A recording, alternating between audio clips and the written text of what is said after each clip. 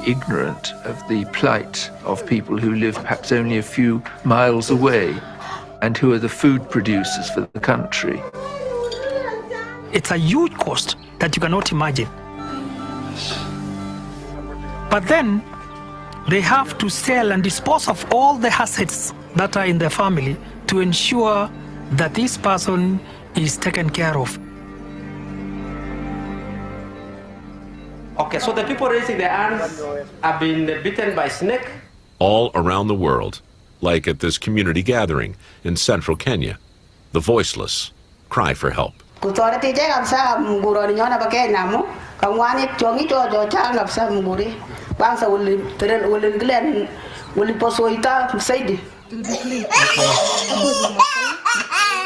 actually, these are the real cries. This 3-year-old Kenyan girl won't be out playing today. Instead, one of the multiple visits each and every ongoing week to treat her wound. In a few months, she will undergo a major skin graft. Many major health challenges of the past are now being dealt with subsidised treatments. The world has the capacity to deal with these problems. We've got neglected tropical diseases that are no longer being neglected, and that's important. But today, 342 snakebite victims across the tropics are going to be taken from their families. We know 125,000 people die each year from snakebite, and 2 to 3 times that number are left without limbs. They're maimed, disabled, or permanently disfigured. And those are the people who actually make it to a hospital to be counted. Whatever the numbers may be, the true figures go beyond any data, beyond any study. The only way you can truly understand snakebite is to walk into any hospital or any village. Everybody knows somebody who's had their lives turned upside down.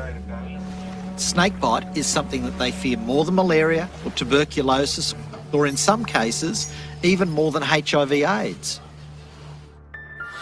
From Vietnam to Pakistan, from the Central African Republic to Latin America, if you color in a world map where reported death tolls and estimates are over 1,000 people per year, it's a map that quickly becomes more colorful. And if you add the countries with 50 or more deaths a year, suddenly the magnitude becomes clear. If we are to save lives or limbs, this is the time for the whole world to wake up to this important problem that has for many years lingered with no interest. Realistically, the best long-term strategy is to prevent snake bites, not have to treat them in the first place. We have scientists, doctors, advocates all around the world who fight for these people on a daily basis. Educating people on the ground to encourage the simple use of footwear, training rural health workers, and even teaching people that visiting a traditional healer is not necessarily of any use. And of course, we have effective and affordable antivenoms that have been developed and are making huge differences in places like West Africa, Latin America, even here in Papua New Guinea. We have the tools to make change now. It is about time that snakebite is stopped being ignored by the world. It's a matter of human rights, it's a matter of social responsibility, it's a matter of using science for what it should be used, for the well-being of people. Nobody should die of snakebite.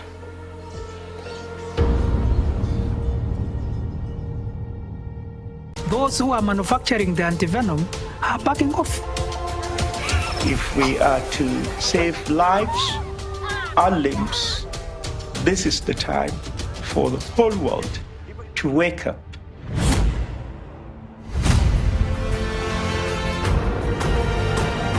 It's probably the best chance we're going to have to get snakebite properly on the world's radar. Can you imagine some poor little African child with that happening? The world has the capacity capacity to deal with these problems. Complete victory.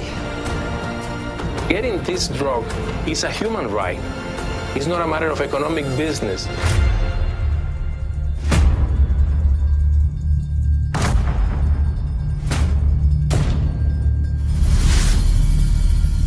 Can you imagine the distress of running from your home, perhaps in the night, with a child on your back, suffering from snake bites, screaming in pain?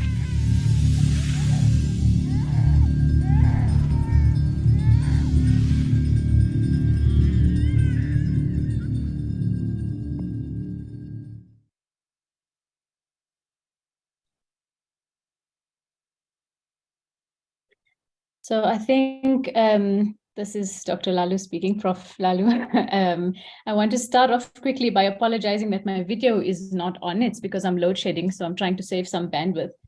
But I think that video speaks to the social and socioeconomic challenges that come with snakebite. It's quite a touching video, and it really, it shows us the great impact that this disease actually has on the world. And I'm so glad that the WHO has recognized it as a neglected tropical disease, which means that they will be spending more money on it, in essence, which will help us to combat the issue.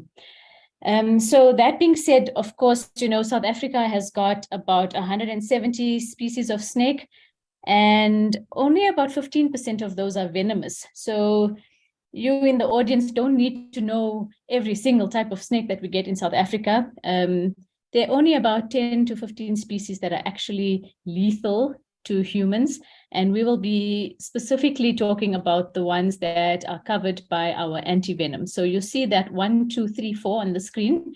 That's a little easy adage that we use to remember the snakes that are covered by the polyvalent anti-venom. So those 10 snakes, 1 plus 2 plus 3 plus 4 is 10.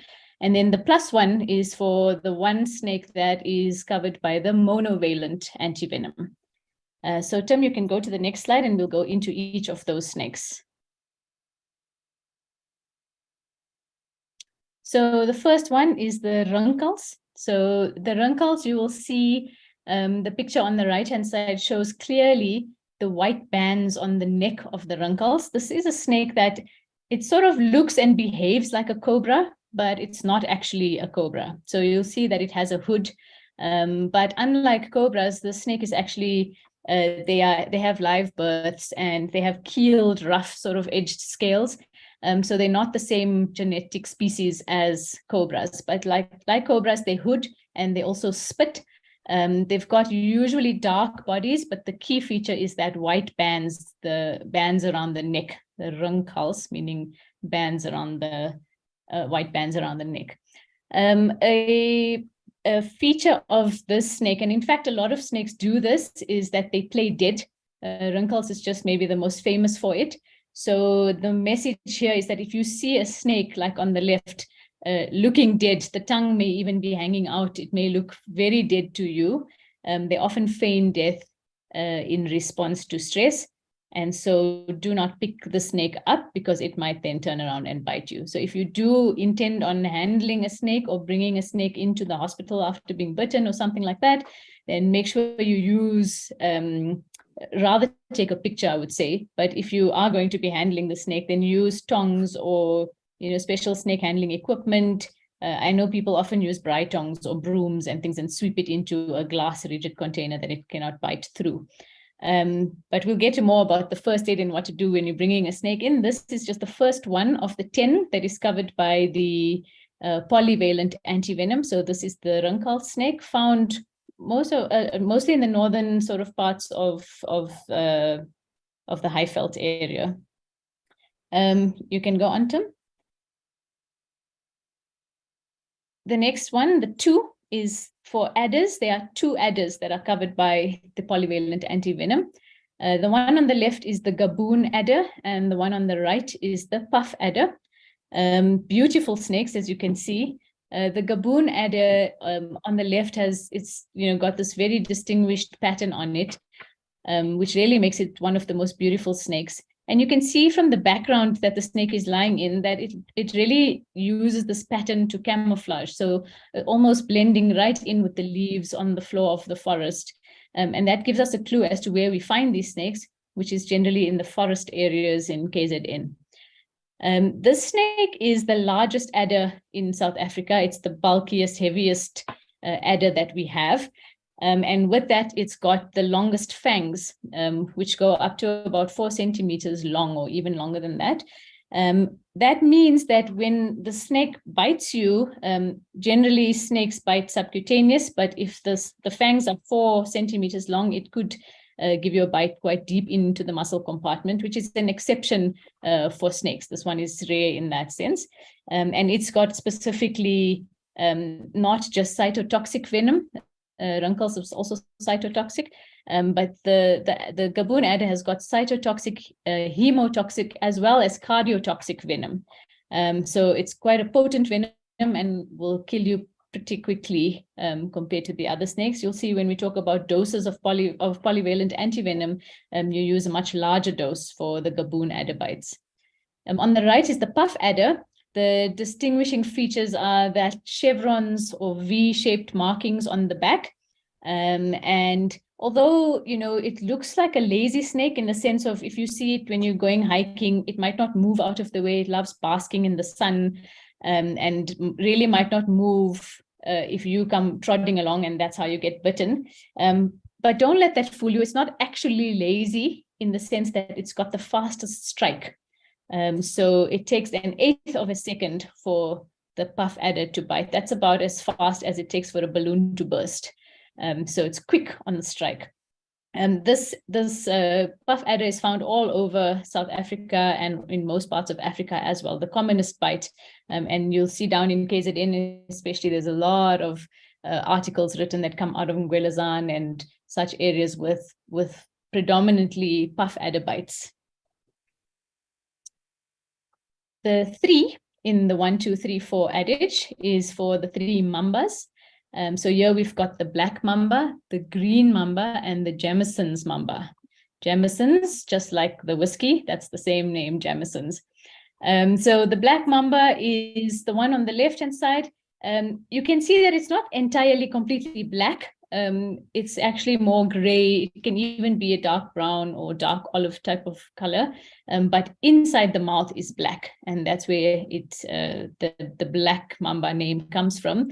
These 3 are predominantly neurotoxins, and you'll find the black mamba on the ground, whereas green snakes like the green mamba and the boomslang you'll find more in trees.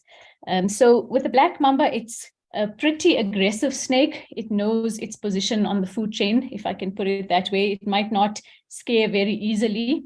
You might find them in old termite mounds that are lying on the ground, and they sort of go in there to get warmth from the termite mound, because it acts almost like an oven. And so it's warm inside, and the snake goes in there to get some warmth. So if you kick a termite mound, yeah, you might get a black mamba coming out of there. So be careful if you do that. The black mamba, Prof. Engelbrecht has a very interesting story. I don't know if you want to tell it, Prof, about the time you were on a lake. Maybe you should just jump in and tell that story. You still muted? I forgot about that, thanks.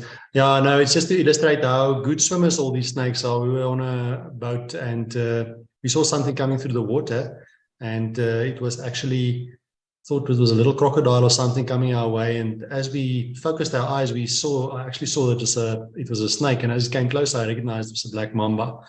But it wasn't going to turn out. It was just going to, keep on straight.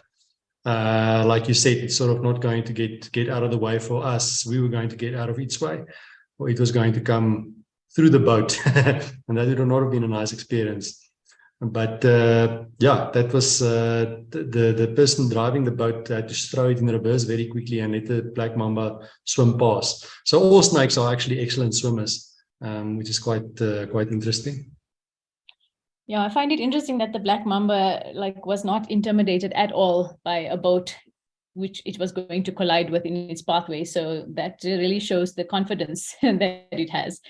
The green mambas, they are found usually in trees, so coastal areas where there are a lot of trees.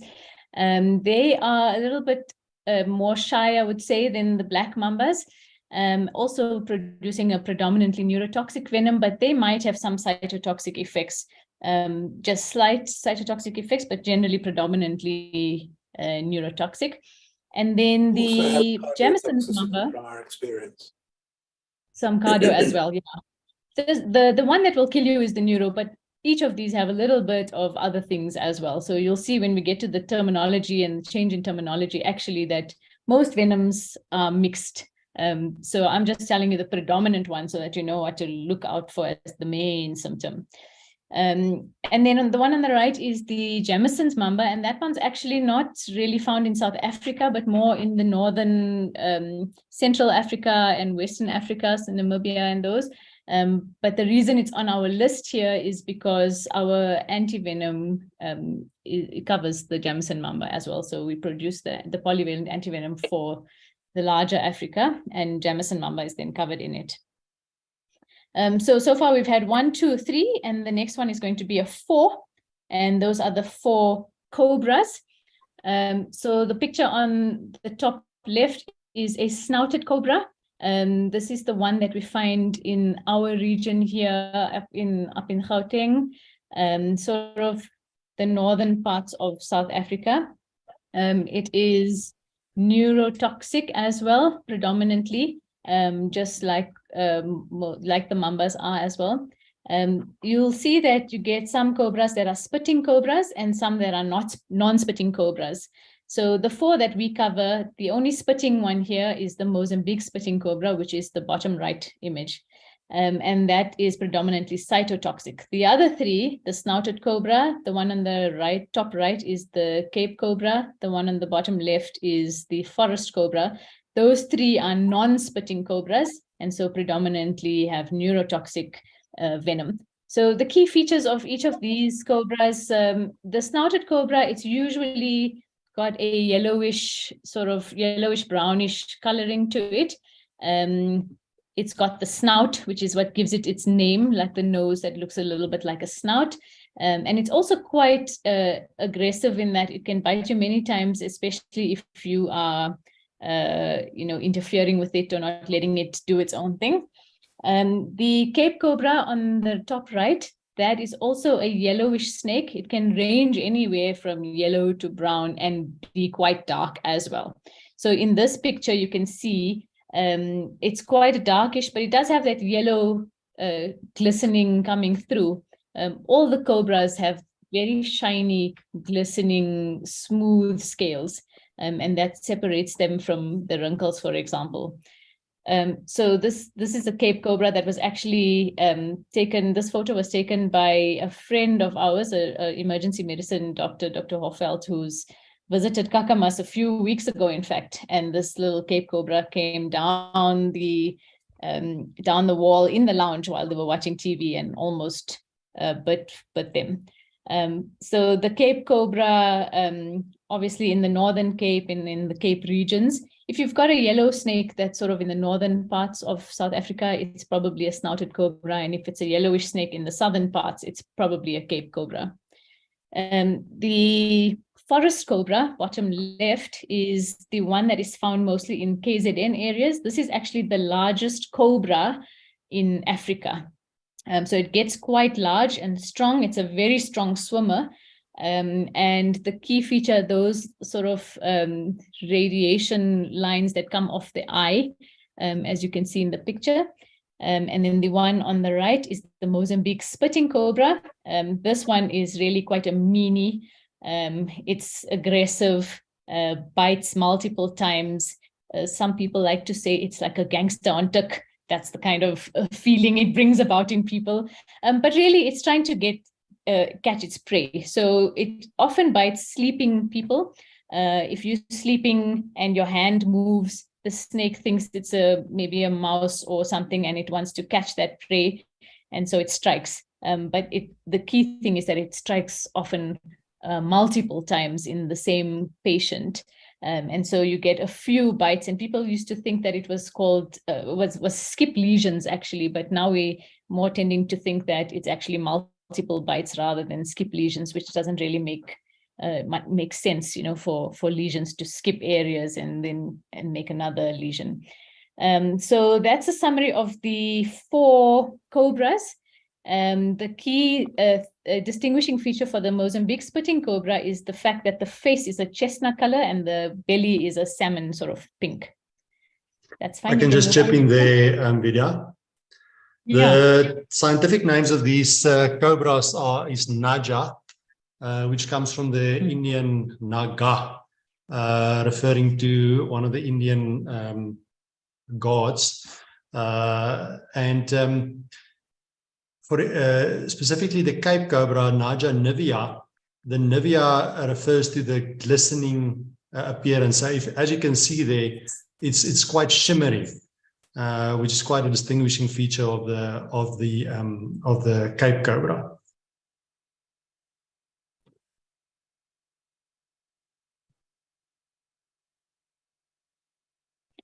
So that was 1, 2, 3, 4. It was 1 Runkels, 2 adders, the gaboon and the puff adder. The 3 were the mambas, black mamba, green mamba, Jamison mamba. And the 4 were the cobras, the snouted cobra, the Mozambique spitting cobra, the forest cobra, the Cape cobra. That's all the snakes that are covered by the polyvalent antivenom. And now we have the boomslang, which is the only snake that we have a monovalent antivenom for in South Africa. You can see on the left-hand side, so the 3rd picture is not a boomslang, it's a vine snake. So the first 2 are boomslang. A boomslang, when it's young, is actually brown with a big greenish or emerald colored eye. The big eye is quite a distinguishing feature of the boomslang. But if you see a snake that is less than 1 meter long and it's green, then it's not a boomslang. So that's quite a key thing to remember, because there are a lot of small green snakes with big eyes, like spotted bush snakes and Natal green snakes and all of these little green snakes that are not boomslang. Once it's over 1 meter, it's no longer juvenile. Then, and this is not a hard and fast rule, but generally speaking, the males become a color and the females stay brown. So on the left-hand side, it's a female boomslang. You see the big eye, long brown snake in a tree. And then on the middle picture is a male, which is green. Some of them have these black sort of spots or lines going through, some of them don't. You can even get male boomslang in the Cape regions that are yellow with navy blue spots on them. So it varies quite a lot, but they all have the big eye. That's quite a distinguishing feature. And remember, if it's green and it's smaller than 1 meter, then it's not a boomslang. So boomslang is distinct from the others because the venom is extremely potent. So a small scratch can have devastating effects with hemotoxic effects. And then the vine snake, which is the snake on the right-hand side, it's also a predominantly hemotoxic snake. It looks like a twig vine, or twig snake is the other name for it. You can see it blending in very nicely among the twigs in the picture. And although there isn't really proper evidence for it, people have used boomslang antivenom on vine snake bites with some success. But that's really more anecdotal than evidence-based. And that's a summary of the snakes. Thank you, Tom.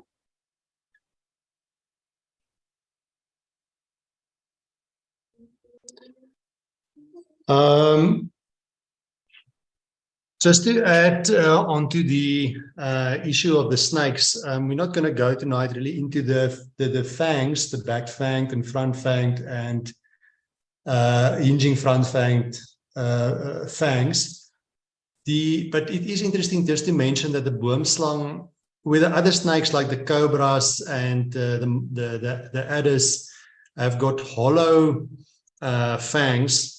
That sort of, they inject the venom through it. The boomslang's fang is just grooved. So even if you just give a scratch, the venom sort of drips through the groove in the fang into that scratched area, and that's just a little drop of that venom can actually cause the whole syndrome. So people who did observational studies in KZN looked at how best to identify, how to manage the different conditions. And what they basically found is they did in Blaylock's study, he tried to see if patients could possibly identify the snakes that bit them. So he sort of had his people that was involved in his observational study have a chart with snakes on. Many of us in the emergency department have these charts with a lot of snakes on, and he sort of tried to see if people could identify, for example, if it was a puff adder or a black mamba or whatever that bit the person. What he actually found is that people were not very good at identifying the snakes. They would, for example, point to snakes that didn't occur in the region and were generally not able to identify which snakes bit them. And that sort of brought about the idea that, well, that is not really a good way to identify what bit the person and a good basis to give treatment on. So what he basically then said is, look, we have to look at the clinical syndrome that the patient develops. So you observe the snakebite victim, you see, what kind of syndrome this person is developing, and then based on that, you make treatment decisions. And that's where the whole syndromic treatment of snakebite came in. And you can see here, this article was published quite a few years after the observational study, actually in 2005 in the SA Family Practice, and basically just identified, Tim, if you'll click those three syndromes, which is the painful progressive swelling, the progressive weakness, and the bleeding. And that really gives us a brilliant guideline with which we can treat patients depending on the symptoms that they develop. And we'll talk through these three syndromes just now, and we'll also point out what the value of actual snake identification is. Thanks, Tim, you can click. Okay, so, we can sort of call it a change in terminology if you like to. In the old days, we used to talk about patients that were bitten by a neurotoxic snake or a hemotoxic snake or a cytotoxic snake. And then ever since the onset of this approach, of the syndromic approach, we replaced the idea of somebody being bitten by a neurotoxic snake by somebody that develops the syndrome of progressive weakness, or somebody that's been bitten by a cytotoxic snake. No, that's the person who develops the painful progressive swelling. And then a person who's been bitten by a hemotoxic snake, that person develops the clinical syndrome of bleeding. So that's the terminology we sort of prefer, and we, as a consensus, we have moved ahead and we use these terminologies. There's also combinations of these. So Tim, you'll start off with the first of these syndromes, which is then the progressive swelling. Thank you very much, Dris, and good evening, everybody. So painful progressive swelling is early onset swelling, usually at the bite site. It's usually quite extensive. It extends up the legs, up the arms, towards the more proximal joints, and may affect the thighs and eventually the trunk. There may or may not be enlarged regional lymph nodes, depending on the species, but quite commonly they occur. And again, depending on the species, and it's predominantly a finding more so with puff adder and Mozambique spitting cobra, you get blisters which are fluid filled. Depending on the thickness of the skin covering those blisters, they may or may not rupture. And then there was this term, the skip lesions, which may still be found with spitting cobra bites, but as Vidya has mentioned, the current consensus is that it's more than likely that they've had a second or a third bite, especially seeing as the classic story with the spitting cobra bites is that they occur at night when the patient is sleeping, and that's why it's so common in children. Just as an example, I don't know if John Bruce is on the audience panel, but he sent us a patient from Grays that was 2 months old, that had been bitten by a Mozambican spitting cobra, and we ended up managing that child for them just because it needed the specialized anesthesias. and we eventually got the child skin grafted 3 weeks down the line, and I discharged back to them yesterday. But the child lost pretty much all the skin over the arm and part of the chest wall. There's the risk of extravasation of fluid, so they can develop hypovolemic shock, and one of the things we recommend as a result thereof is that you deal with the fluid loss not in the way that you would do with a normal trauma patient, but more in terms of the sort of sepsis thing. They often require more fluid, otherwise the risk of renal dysfunction occurs. And yes, particularly with the puff adder bites and also with the gaboon adder bites, there's a fair amount of hemostatic disturbances, and Professor George Oosthuizen, who works at Ngwelezan, is looking at this as a study to try and see where the hemostatic disturbances are occurring. Is it simply lateralization and hugging of the vessel walls that you get a relative drop in the platelets, or is it an actual platelet rupture? So it's an interesting study that's ongoing. So the progressive swelling syndrome, and again, you'll see here with the marking of the territory. So the bite site on the hand, on that finger, you can see the hand is swollen, and the line at the top there was, not quite sure what it says. I think it says 2 hours by the looks of it. Generally, what we talk about as being a significant swelling is if the progressive swelling occurs beyond a second joint at 6 hours, or spreads more rapidly than 4 hours up the limb. We'll talk about all the indications for antivenom later. So here's an example at the ankle, and again, there's some of the blistering and the early skin necrosis. And one of the big mistakes that's made in the management is debriding or surgically intervening way too soon. We'll talk about that. They can simply I can just have chip in there for a moment, Tim. Yeah, go for it. I think one of the things that we sort of agree on is that you see, people writing various times here at these bites, and I think we came to a consensus that swelling should be marked 1 hourly. Yeah, that is correct. And that's how it is in the flip charts. Yeah. Right, and that might just be in the form of discoloration, and again, this might be an occurrence with some of the lesser adders. So remember, we've mentioned the ones that are covered by the antivenom, but there is both the Berg adder and the night adder that are both predominantly cytotoxic, but also have mixed patterns. So the Berg adder and the night adder, but more so the Berg adder, can have some neurotoxic component. The others have some hemotoxic component. And this brings me to what for me as a surgeon is the bugbear.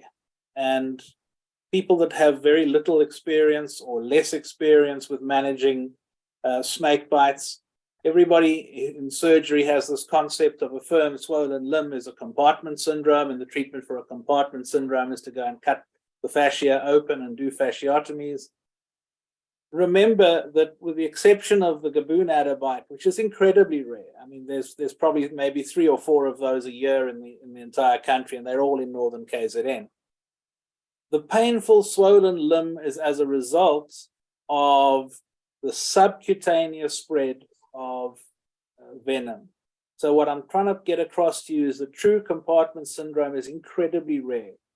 You must, before you consider doing a fasciotomy on these patients, you must measure intracompartmental pressure. And what is also helpful is to use an ultrasound and to have a look at where is the tissue swelling. If it is above the fascial layer, doing a fasciotomy is of no benefit and may be more harmful, especially if you haven't yet given antivenom. But one of the take-home points is that no fasciotomy until you've given a full dose of antivenom and elevated the leg, allowing the tissues to respond before you consider doing a fasciotomy, and then must measure the intracompartmental pressures. There are exceptions, and most of the time that exception is where someone has inadvertently put on an inappropriate tourniquet. So again, for the EMS members that are online here, tourniquets should not be used in snakebite. Right, Vidya, over to you.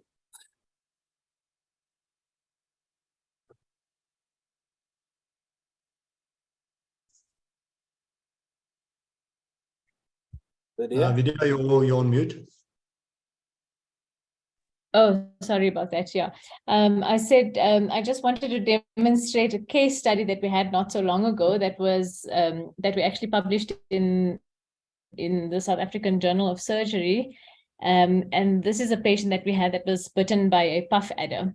So you can see that the bite was on the dorsum of the hand, and it was quite swollen, but we've got anti-venom shortages. And so instead of giving like a good 6 vials, we decided to go for 4 vials with the aim of conserving some anti-venom and then sort of see how the progress went. So if you can click next, Tim, after giving 4 vials of anti-venom, the patient was reassessed and in fact looked like the swelling was worse. You can see the swelling spreading all the way up to from the dorsum of the hand, now crossing over the elbow and into the upper arm. The hand was tense, swollen. You could barely extend the fingers out. So it really and truly looked like a compartment syndrome would, with the tense limbs, the hands that cannot be stretched, pain on passive stretch, all of that. And so I can see how the temptation would be actually to go in and do a fasciotomy, and the surgeons that were very tempted to do so. But luckily we convinced them otherwise. And what we did was, Tim, you can click again, is that we did ultrasound on the arm, the affected arm and the non-affected arm. And you can see here in the picture on the top left, this measurement is of the muscle compartment. So from the radius to the subcutaneous layer, that whole section of muscle was 4.5 centimeters. And that was the affected arm. And then on the non-affected arm, it measured 4.1 centimeters. So pretty much the same. If you look at pictures C and D, measuring the subcutaneous layer, you can see actually there at the top, the yellow, that subcutaneous layer was 0.71 centimeters on the affected side. And on the unaffected side, it was 0.31 centimeters, meaning almost double on the affected side in the subcutaneous compartment. So this really, drove home that point that actually the swelling is subcutaneous. It's not in the muscle compartment. It doesn't help to release the fascia of the muscle compartments. And what you would be doing actually is introducing the venom then from the subcutaneous layer into the deeper tissues and cause more tissue destruction. So it would really be harmful in this case to do that. And so what we did then was we administered more antivenom. So we gave another 2 vials of antivenom and observed for another hour, repeated the ultrasound. It came down to 0.68, 0.65, repeated again in another 2 hours and gave another 2 vials of antivenom. So we sort of monitored for the next couple of hours. Every 2 hours, we reassessed and we gave another vial or 2 of polyvalent antivenom. In total, in the end, we ended up giving about 12 vials of antivenom. Aggressive elevation. So this was an arm, not a leg. So we could put the arm up, but not just slightly. We really elevated quite a lot because we knew this is not a neurotoxic venom. This is cytotoxic. So we could elevate almost aggressively, putting the arm in a pillow stand and hanging it onto a drip stand, and got the patient swelling completely down with aggressive elevation and antivenom administration. I think the picture next is going to show you how the swelling came down without fasciotomy being done, the before and after. You see how much nicer he can move his hand now.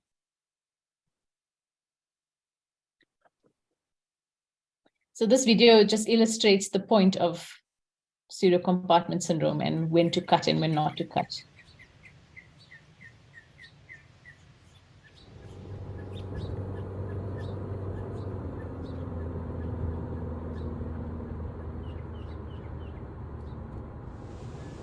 I'm Justin Schwartz. I'm from the San Francisco Bay Area. I was at summer camp a few miles from Yosemite, and I was bitten by a Northern Pacific rattlesnake.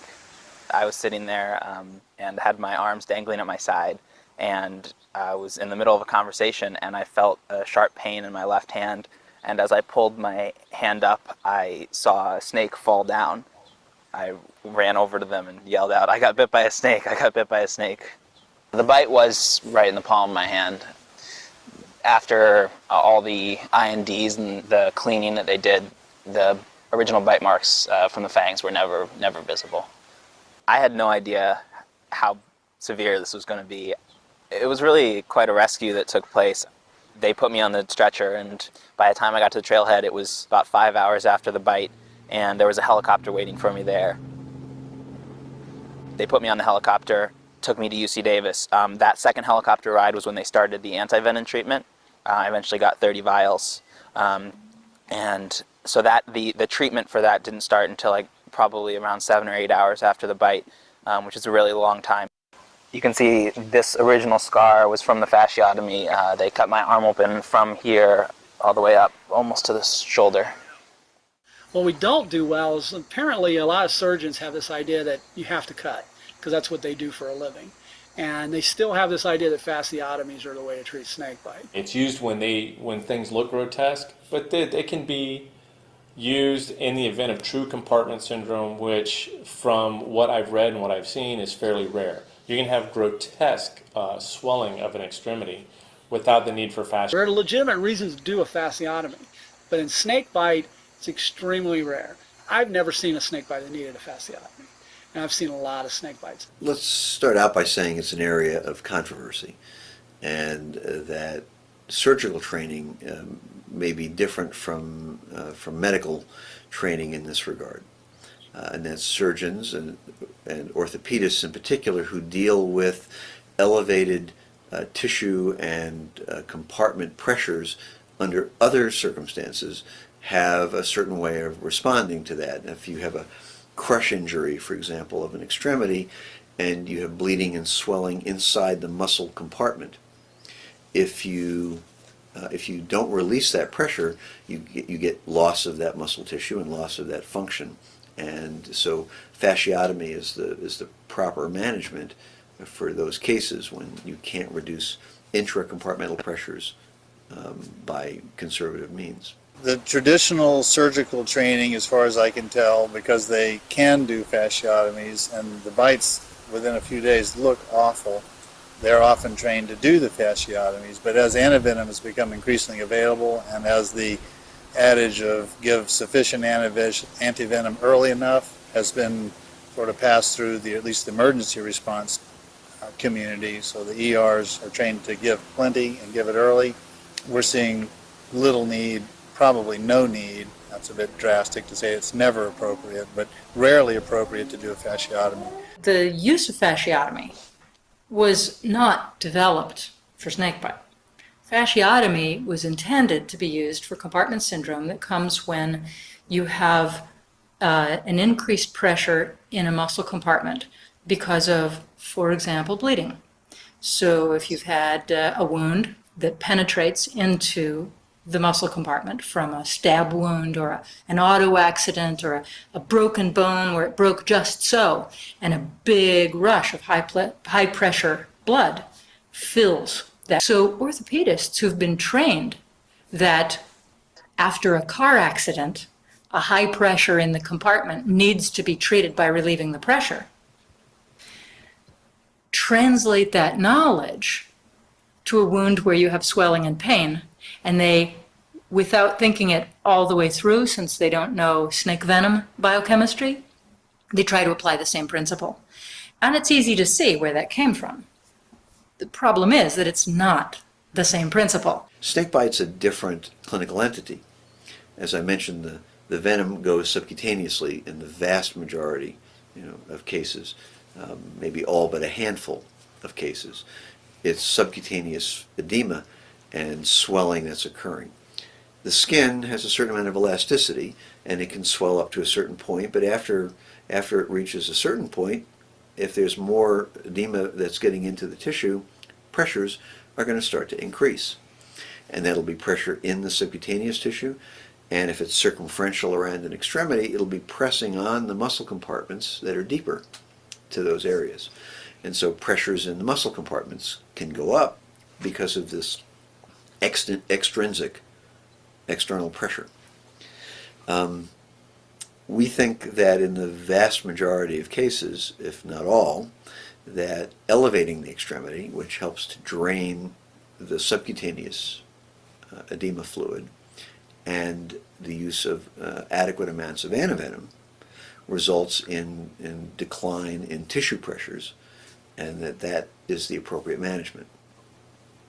There may be some cases where you get direct intracompartmental injection of venom, as I mentioned, the anterior tibial compartment, or in the hand where you have no true compartments, but you may have so much swelling and pressure that you're not actually able to get blood out to the distal portions of the fingers.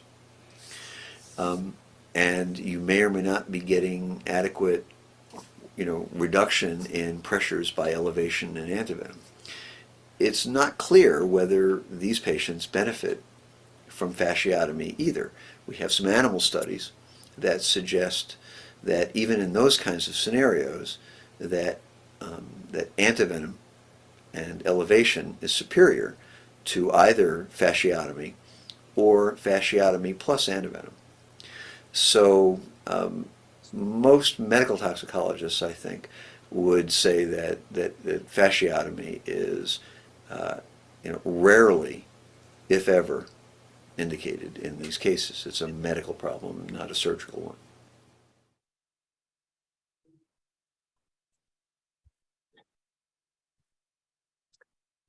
Okay, so that was the whole discussion about the serocompartment syndrome that fits in with the painful progressive swelling. And I think it's very important to point out, even little snakes like night adders, like stiletto snakes, can cause a picture that looks like a serocompartment syndrome. And sadly, we've seen patients receiving a fasciotomy from after a stiletto bite. So I think the message has been brought across quite clearly that that's not a good idea. The next syndrome that we should really be talking about is progressive weakness. This is a very, very deadly condition after a snake bite. And this is often the thing that kills people after they've been bitten by a snake. This and, of course, hemotoxicity. So the progressive weakness and the venom-induced consumption coagulopathies, they are the ones that kill patients. So it's really important to take note of this. This is a lady that's been bitten by a snouted cobra, one of the cobras that occur commonly around Pretoria.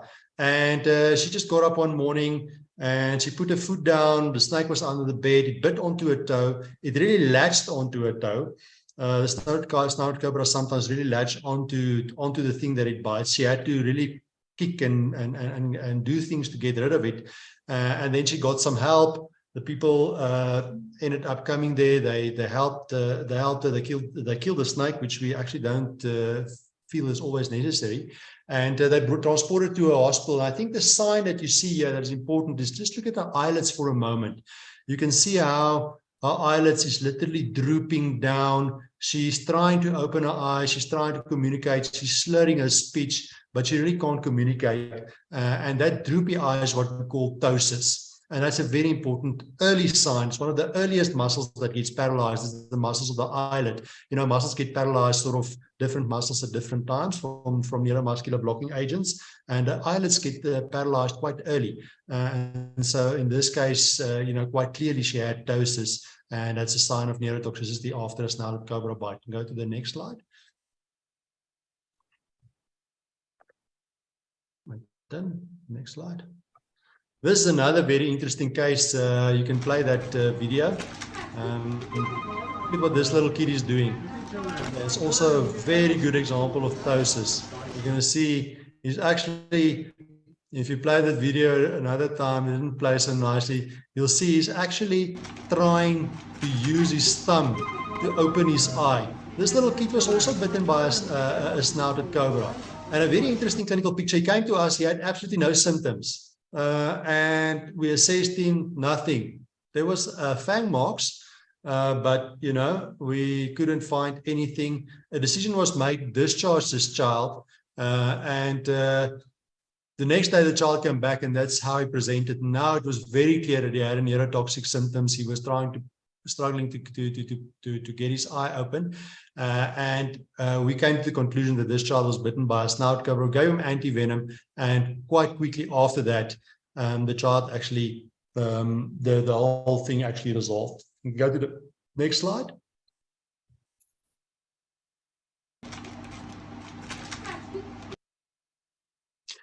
Look at this video. It's very interesting what you're seeing here. I don't know, those of you who've seen organophosphate poisoning or have used scoring to paralyze a patient, you might recognize these little movements on the muscle. That's actually fasciculations.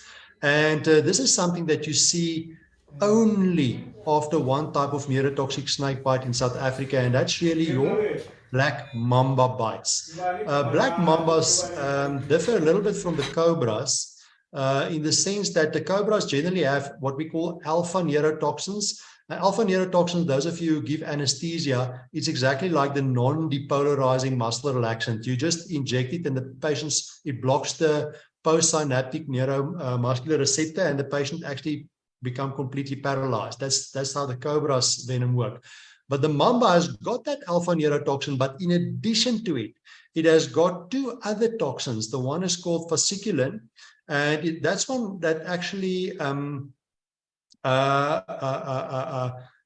is almost like newstigmine. It prevents the breakdown of acetylcholine in the neuromuscular cleft. So the acetylcholine just stays there and it binds, and it's almost like scoline. It causes these fasciculations. And the other one is dendrotoxin, and that pushes the acetylcholine out of the presynaptic receptor. So in mambas, you see these, what we call presynaptic effects, where all this acetylcholine is released, and also the breakdown of acetylcholine in the neuromuscular cleft is prevented, and that then causes fasciculations on your patient. So just some interesting features of the whole neurotoxic syndrome. One of the nice ways to remember, and we also put it on your flipper charts, to remember the neurotoxic bites is the S's and the P's. So if you think about this whole picture of neurotoxicity, you can remember the S's and the P's. The S's are salivation, so you've got difficulty in swallowing. So, and often there's a bit of a release of the saliva, so there's salivation. Slurred speech. So we often say patients that are bitten by a neurotoxic snake, they can appear drunk. Sometimes they are drunk because they try to catch patients. So these things can cause a whole confusion in your clinical picture. Then there's things like the P's. So there's ptosis. I've shown you already the video of ptosis, the picture of ptosis. There is pupillary abnormalities. There's paralysis. There's also paresthesia, particularly circumoral paresthesia. All of these features of neurotoxicity are indication that the patient has got progressive weakness syndrome. And any progressive weakness syndrome features, in the absence of knowledge of which snake has bit the person, is an indication to administer antivenom, because this patient is actually in a life-threatening situation in the sense that the person can stop breathing due to paralysis of the respiratory muscles and basically die due to complete apnea and hypoventilation. Thanks, Tim. Now, in this next feature, look at this patient. You can see how he looks. This patient has been bitten by a snake that's been identified as a black mamba. Look how the neck moves, right? So you'll see in this case, what we call the broken neck syndrome. This person don't have any tone in the neck. The neck is sort of falling to the side. And you also see the eyes. Look at the eyes. It's not sort of focusing in on the eyes, but you can see the eyes is droopy. So again, we see those features of a neurotoxic bite. This patient was bitten by a black mamba, came to our emergency department with a tight tourniquet applied. Now, most of the time when a patient comes to your department with a tourniquet, it is very reasonable to just get the patient into start to drip and just remove the tourniquet. But when it's been bitten by something like a black mamba, there is a bit of a concern about what we call a venom rush. So this patient has been bitten by a black mamba or a cobra. A tourniquet has been applied. If you just take that tourniquet off quickly, you might inadvertently release a lot of venom and toxic products into the bloodstream and cause the person to precipitously stop breathing and even get some cardiac arrhythmias, which can cause a really dangerous, life-threatening condition for the patient. Is there evidence to the so-called venom rush? Yes. There's an article that's been published about bites from Naja philippensis in the Philippines, where they've had a number of patients who came in with tourniquets, where the tourniquets have been removed, where the patients crashed immediately after tourniquet removal because of a venom rush. And then there's also a well-known case study in South Africa of a game ranger that applied a tourniquet after a black mamba bite, took a long time to get to the emergency department, asked the people, please don't just remove the tourniquet, first start the anti-venom. They didn't listen to him. They removed the tourniquet. He had a precipitous venom rush. He crashed. Fortunately for him, they intubated and performed CPR on him, and he survived. He was lucky to survive. So the moral of the story is, if you have a patient that's been bitten by a serious neurotoxic snake and comes in with, and a tourniquet gets applied to that patient's limb, and that patient arrives in your emergency department, be cautious when you remove the tourniquet. Put your patient in resuscitation area first. Get a strong IV line. Get equipment ready to intubate and ventilate that patient. Start running your antivenom, and then do a gradual tourniquet release where you apply an inflatable tourniquet above the tourniquet, pump that tourniquet up to above the systolic blood pressure. Then you can remove that originally applied tourniquet safely. And then as you run the antivenom in, you can gradually, while the patient is on oxygen, under observation, as you run the antivenom in, you can gradually release your inflatable tourniquet at 5 millimeters mercury, every 2 to 3 minutes until it's, and just allowing that tourniquet to be released gradually so you don't get an acute venom rush. Thanks, Tim. Okay. And like we said, this is then exactly what we did in this case, and we had a very good outcome.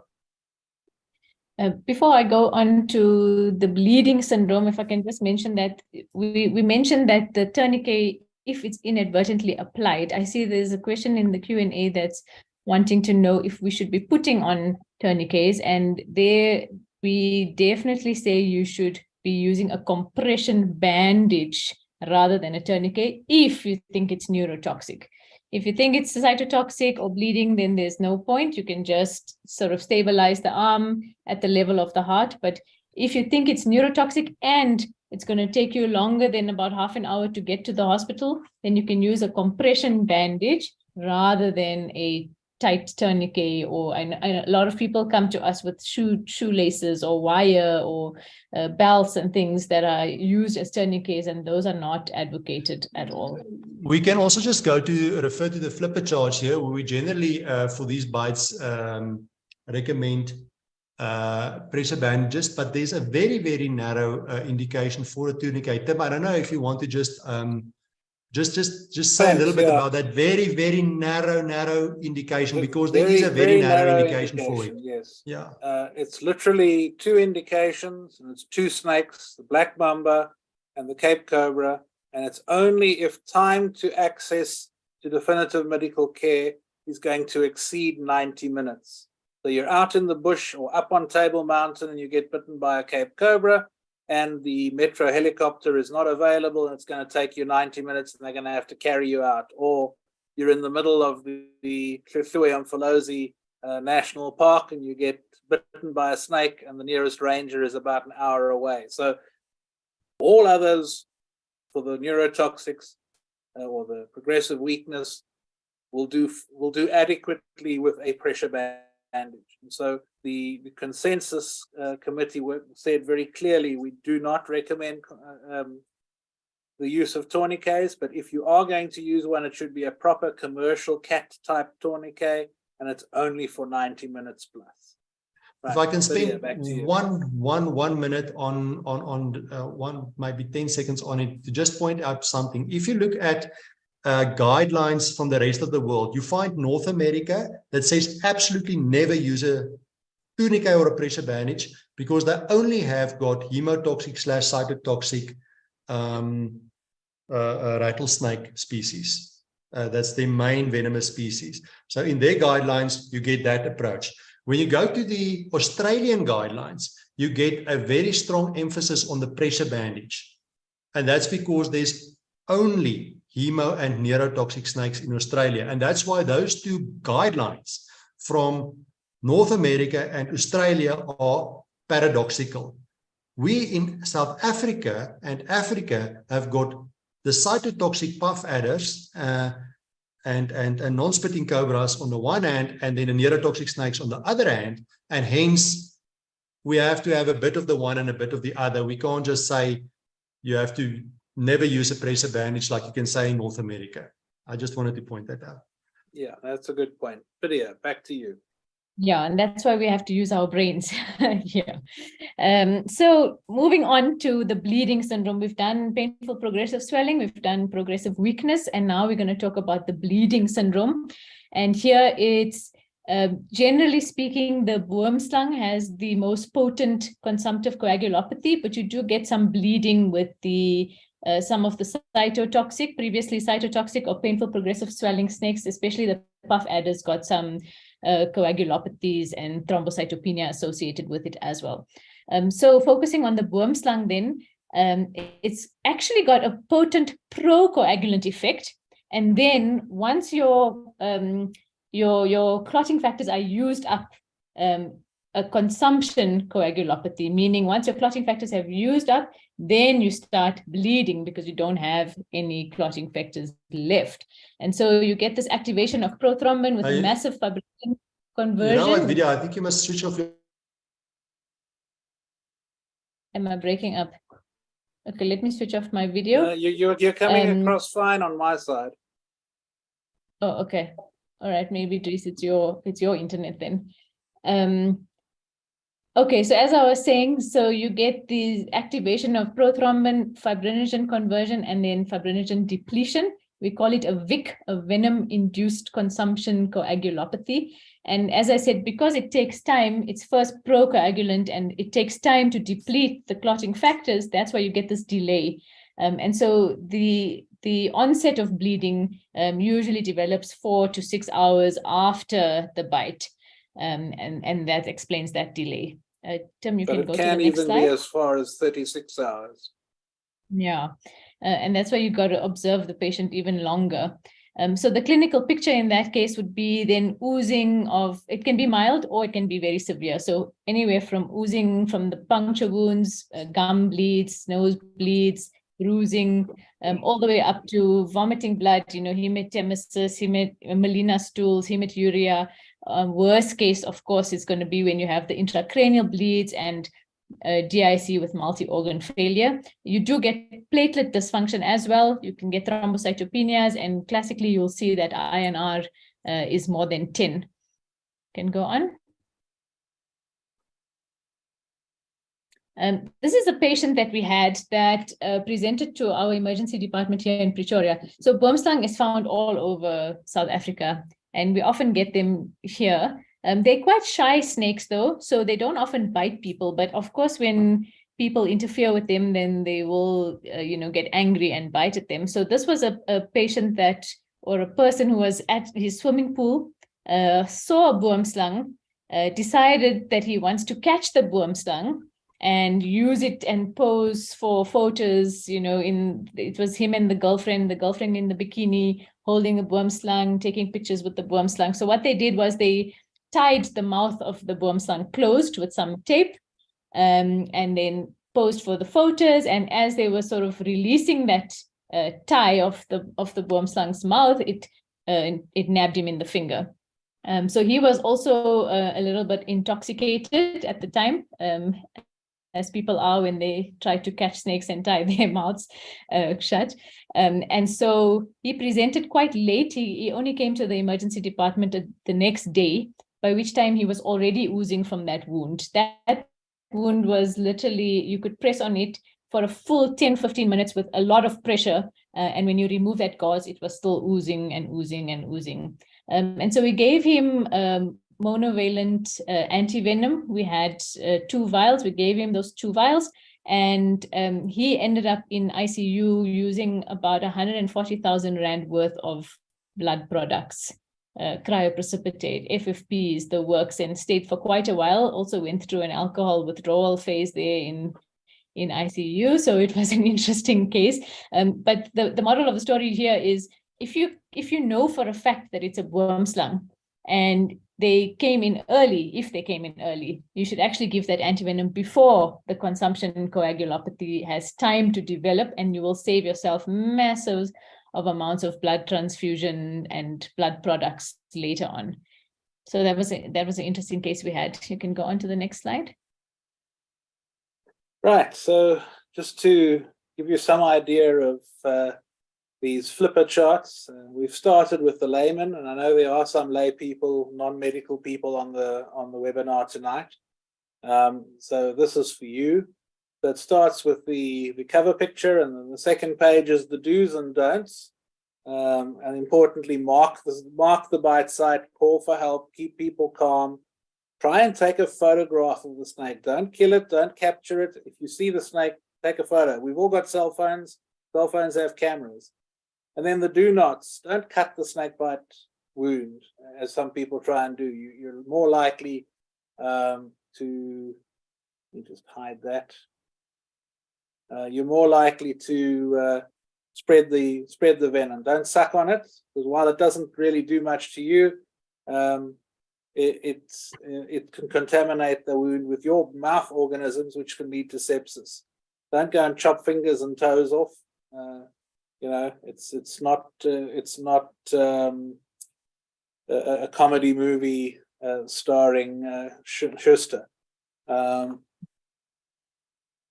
Right, so from a first aid point of view, the aim is to identify the snake, ideally with photos. What you should remove is anything tight. I always tease the students at medical school and say rings and things, bras and panties, so you can see the whole patient's body, not so much pre-hospital, but when they're in the emergency department, we want to cut off all the clothing so there's nothing tight. I'm sure you've all seen that on Grey's Anatomy or something. Immobilize the limb. So you don't want the limb flailing around, but you want it at least at the level of the heart until they get to hospital. And as you've heard us say, sometimes we elevate it even more than that. And then if you think it's progressive weakness syndrome, the tight bandage. And then the big problem, why people die from snakebite, is not from the wounds, but it's from stopping breathing. So for the layperson, having a one-way valve mask or a resusci aid and being willing to do mouth-to-mouth ventilation if necessary, or using a bag valve mask device if you have one, is what can keep the patient alive. They seldom die from the cardiotoxicity. So don't use tourniquets routinely, and then don't do funny things like cauterizing the wound or electrocuting the wound. And there's a couple of things out there. They do not work. So here's on the flip chart, there's a flow chart of identifying the snake, and you'll see again the pressure bandage is recommended, and the issue about when to use tourniquets, or the fact that you should not be using tourniquets, is once again emphasized. Now we are talking about what happens when you get to hospital, and we're back over to Driss. When we talk about what's happening in the hospital, it's really, again, just flowing from what Tim just now said. What kills patients? The big pitfall here is admitting a patient in a ward, forgetting about the patient, and the patient dying in the middle of the night from a neurotoxic snake bite. So these things, the things that we're going to go through under the management of the patient in the hospital is firstly airway management. Then we're going to talk a little bit about the special investigations that should be done. We're going to highlight the indications for antivenom. We're going to discuss whether pre-medication should be used before antivenom administration.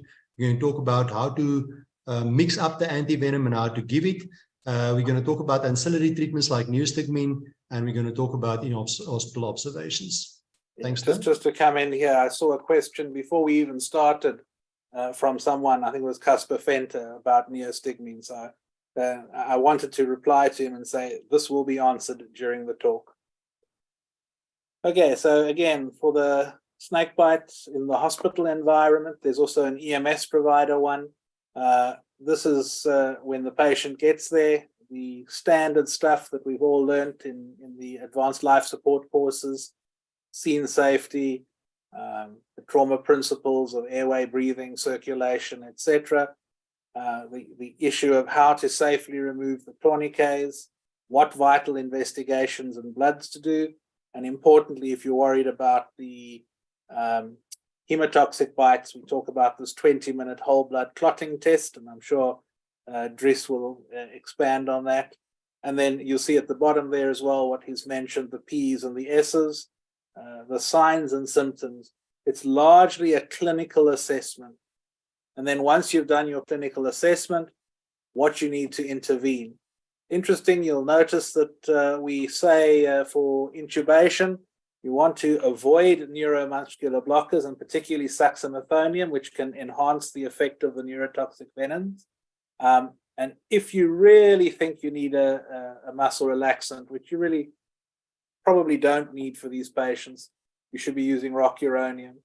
The only safe induction agents are ketamine and etomidate. Once again, for the progressive weakness, the use of opioids is discouraged because it potentiates the effect of the venom. So you want to use cardiostable agents that do not contain opioids. And your aim is early intubation, early ventilation, early antivenom. So once again, under the D for this would be the drug therapy, and you'll see there's the list of antivenom indications and the recommended doses, as well as what to do for eye splashes from a spitting cobra. Lydia, back to you. Yeah, so let's go into those subheadings basically that we said we will be talking about, and this is the time for it. So airway management, quickly take you through it because it's the same as you would do airway management for any other condition that requires it. Your aim is to keep the SATs of the patient between 94 and 98%, keeping in mind that the neurotoxic bites are the ones that are going to be causing respiratory depression. And so as Prof said, when you have a neurotoxic bite, the paralysis happens in stages, and it starts off with the ptosis. It then goes to your diaphragm and your intercostal muscles, and the last thing to go is actually the cardiac muscle. So if you have a respiratory, if you have a patient going to sort of look like they're losing consciousness, the higher chance is that they actually still have a pulse but have stopped breathing and therefore had a hypoxic arrest. So you just need to do good BVMs. So if you're still at the early stages, your patient is breathing spontaneously, but they're having low SATs, you can start off with nasal cannula and face mask oxygen. But as soon as the respiratory rate slows down or the respiratory effort slows down, you need to actually supplement their breathing then with BVM, with an bag valve mask ventilation, because they're not breathing adequately because of the respiratory muscle paralysis. So then you can, obviously, you're not going to be bagging them until eternity. You're going to have to intubate them so that you can then give them the antivenom and hope to get them off the vent after a couple of days. So you will then do your endotracheal intubation or put in a supraglottic device if you don't have the skill or means to do an endotracheal intubation. Tim has already mentioned that we should avoid scoline because it's basically adding more acetylcholine into the mix when you already have presynaptic release of acetylcholine. So it doesn't make sense to add more acetylcholine. It's like giving a second dose of scoline and getting the bradycardia. That's what you're putting your patient at risk of. And then you'll continue with your airway management as usual. The other investigations you want to do is basically, these are now covering all three categories of snake bite. So we've mentioned the 20-minute clotting time, and I'm going to explain that to you now. This is when you have a suspected worm slung bite, or if you don't know what snake bit the patient. You'll also do this for puff adders because we know they've got some coagulopathy with them. So it's an easy test to do. It's a bedside test. It's not something you send to the lab. You basically take a normal clotting tube, a yellow top or a red top, put some blood into it, and leave it on the table, see how long it takes to clot. So just very gently, every now and then you can turn that vial, but not shaking it too aggressively, to see if it's clotted yet. Normally blood clots in about 7 or 8 minutes. So if 20 minutes have gone by and the blood is still not clotted, then you've got a positive 20-minute clotting time test. And that means that you've got some coagulopathy, and that would be an indication for giving antivenom in the bleeding syndrome patient. Or if you had a swollen limb and they also had a positive 20-minute clotting time test, it's probably then a puff adder, because we know they've got a lot of coagulopathic effects. So that covers the bleeding, one aspect of it. The other tests you're going to do is pretty much routinely your UNE, your electrolytes, your full blood count. You're going to pay attention there to your platelet count. You're going to look at your kidney functions, your CK and myoglobin, especially with your painful progressive swelling bites. Those might be elevated. You could eventually end up in rhabdomyolysis, so you need to keep an eye on those. Look at the platelet count, because that will be low in the bleeding syndrome and the painful progressive swelling bites. You're going to do an ABG, of course, to look at the oxygenation ventilation status in your patients that have progressive weakness syndrome or neurotoxic predominant bites. A peak flow is an interesting one. It's one where we would like to do it, especially if the patient is not, you're not sure maybe if it was a neurotoxic bite or not, and you're observing the patient over time. So it's obviously somebody that's not intubated, and you want to make sure that as you assess them over time, their respiratory function doesn't deteriorate without you noticing it. SATs take quite a bit of time to drop. The respiratory muscles will be weak for a long time before the SATs actually drop. So a good way is to just do a peak flow like we do in the asthma patients, and see if that is deteriorating. Maybe do it every 2 hours. And then if that is deteriorating, then it'll alert you that it's potentially a neurotoxic bite. Some snake bites also have cardiotoxic effects. We mentioned gaboon adder. Tim, you mentioned green mambas as well. So an ECG is a good idea. Of course, you're going to do the clotting profile, INR, and then there's the special tests like the thromboelastogram, if you have them available, the TEG or the ROTEM, that can really guide your therapy in the worm-slung or the hemotoxic bites. Generally, if the INR is more than 10, it's probably worm-slung. If it's between 5 and 7, it's possibly puff adder. And this is a case that Prof. Engelbrecht and I also, with a couple of other authors, wrote up about a worm-slung bite, not the same case, actually a different case to the one I showed you earlier. At the time when we had the first patient with the swimming pool, that case we didn't have a ROTEM machine in our hospital at that point in time.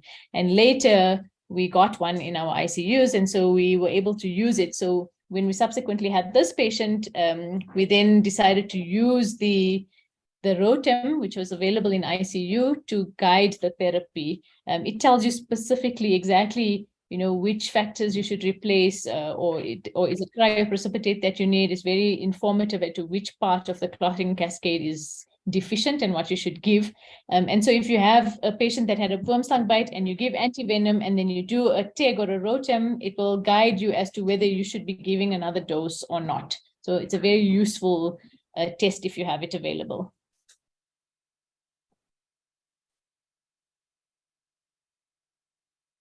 Chris, over to you. Okay, so all of you that is going to deal with a snake bite is going to have this question in mind: what can I do? Because we know that these polyvalent antivenoms that we have is highly allergenic. So, and that's quite a scary thing to think, I'm going to give this antivenom, there's a very good chance this patient might develop anaphylaxis. So what can we do to prevent it? I think there's this big study that's been done in India. Tim, if you click, I think it's going to give us some numbers there. I think it's about 1,007 patients that they enrolled. They also used, and you can just stop there, they also used a polyvalent antivenom. It's not our South African polyvalent antivenom, it's a different polyvalent antivenom. They tried to see if there's anything you can do before you start the antivenom that will stop the patient from developing anaphylaxis during antivenom administration. They tried corticosteroids, antihistamines, and adrenaline. And the moral of the story is of those three, the only thing that can prevent your patient from developing allergic reaction or anaphylaxis is a subcutaneous dose of adrenaline 0.25 milligram, and that is why we've included into your flipper charts that you should administer 0.25 milligram of adrenaline subcutaneously just before you start running the antivenom to try to avoid anaphylactic reaction, because the evidence is quite strong in favor of it. Thanks, Tim. Next one. Okay, so the indications then for antivenom, remember we've been talking about identifying snakes, and we've been talking about other indications, P's and S's, and swelling and all sorts of things. So how do you balance the two? The reason that I've got this yin yang here is to say that this is a balancing act. You need to actually decide with all the information that you have available to you, what you should be doing. So for syndromic management, that is when we don't know what the snake is. And these are the indications for antivenom on the screen for syndromic management when you don't have the snake identified. So if the patient presents with a painful progressive swelling syndrome, if the swelling is more than 5 to 8 centimeters per hour, that's an indication for giving antivenom, because then it's most likely a puff adder instead of, a night adder, for example. If the swelling crosses one major joint in an hour or two joints in 4 to 6 hours, or it reaches the trunk in 8 hours, that's an indication for antivenom.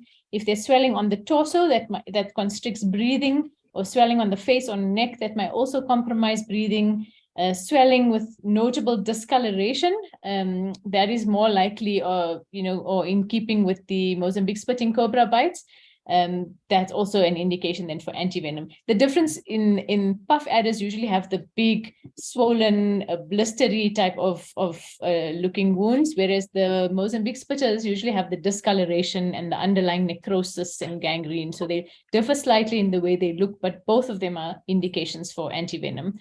And then of course the pseudo compartment syndrome, which we spent a lot of time telling you about, and that you should not be doing a fasciotomy. What you need to do is antivenom and elevation. So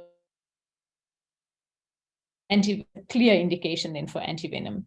When it comes to a progressive weakness sort of pattern, those P's and S's, any of those, they're on the flipper charts. Prof. Engelbrecht has mentioned them as well. If you have any one of them, even just one of them, it's an indication for antivenom. And if, of course, you have any signs of bleeding, that's venom-induced consumptive coagulopathy, and then you should be giving antivenom. On the other hand, of the yin yang is the snake identification. So if, for example, you happen to have a snake or a patient that is quite swollen and meets the criteria for giving antivenom, let's say they crossed two joints very quickly, but you don't know what type of snake it is, you'll then give the antivenom.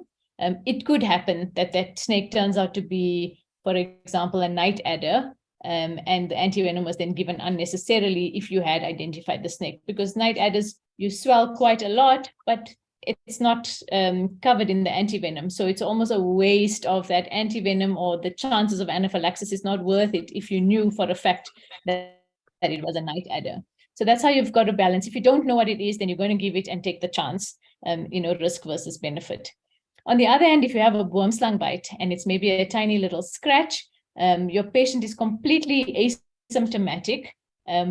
So by syndromic management, you haven't got a single thing. They're not bleeding yet. They're not doing any, they're not bleeding from any bite site or oozing or epistaxis or anything like that. But if you know for a fact that it's a boomslang, then you should give the antivenom before the consumptive coagulopathy develops, even though they don't meet criteria from the syndromic management. And this is basically how we apply our minds and try to gather all the information that we have, use everything that we have. If we have the snake identification, we use it. If we have the syndromic management, then we use it as best we can and balance the two.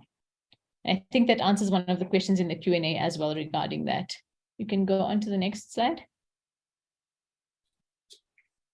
So with regards to the dose of the South African polyvalent antivenom, for painful progressive swelling, it's usually, we actually used to say 6 to 8 vials, but we've taken it down to 4 because we're always short on antivenom.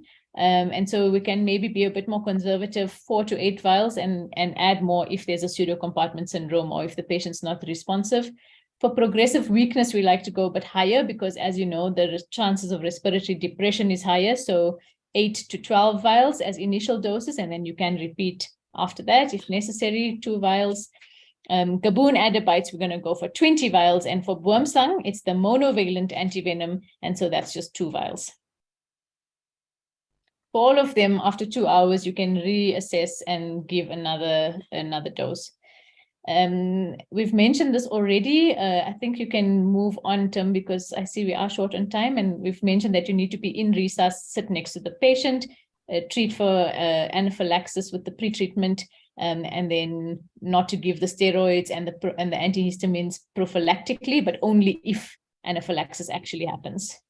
Go on. And give the antivenoms as an infusion over the longer period, preferably. So 60 minutes, 45 to 60 minutes is better than rushing it in over 30 minutes. But the minimum time you should consider for the infusion is 30 minutes.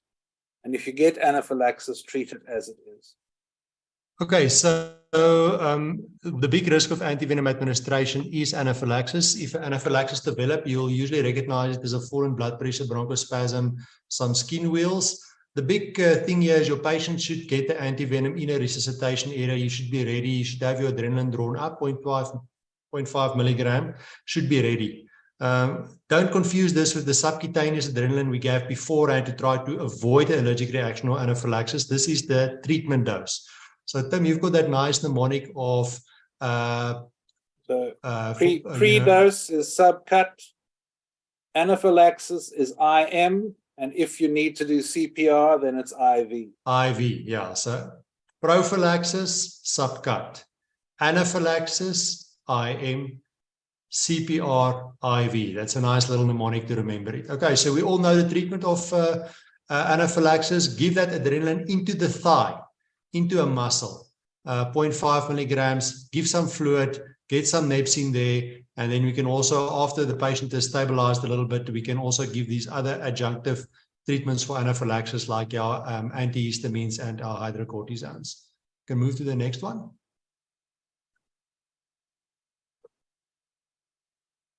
Okay, we said earlier we're going to talk a little bit about this ancillary treatment. So for pain, it's usually good to give something like pafalgan.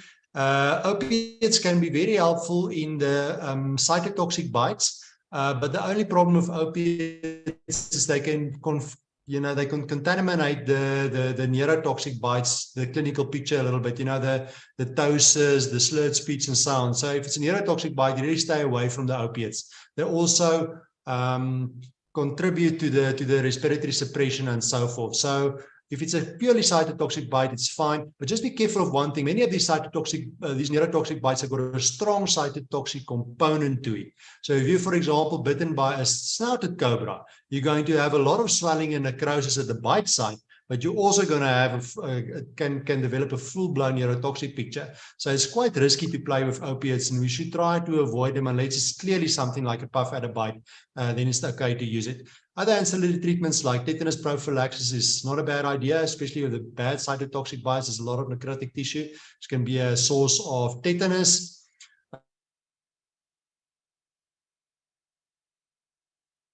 Oh, we've lost you, Chris. I'll carry on. I'll carry on okay. For the moment.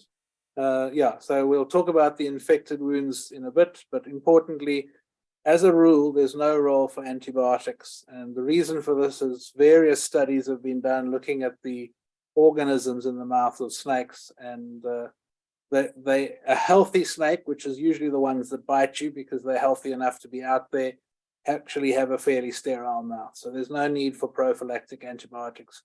Treat in the cytotoxic bites based on culture. Right, video. There's no place either for routine heparin or tranexamic acid antifibrinolytic treatment. It's really let the tick guide you. We do usually end up giving FFPs for the severe bleeding abnormalities. If you don't have a tick, then you'll go for giving FFPs along with your pack cells as needed.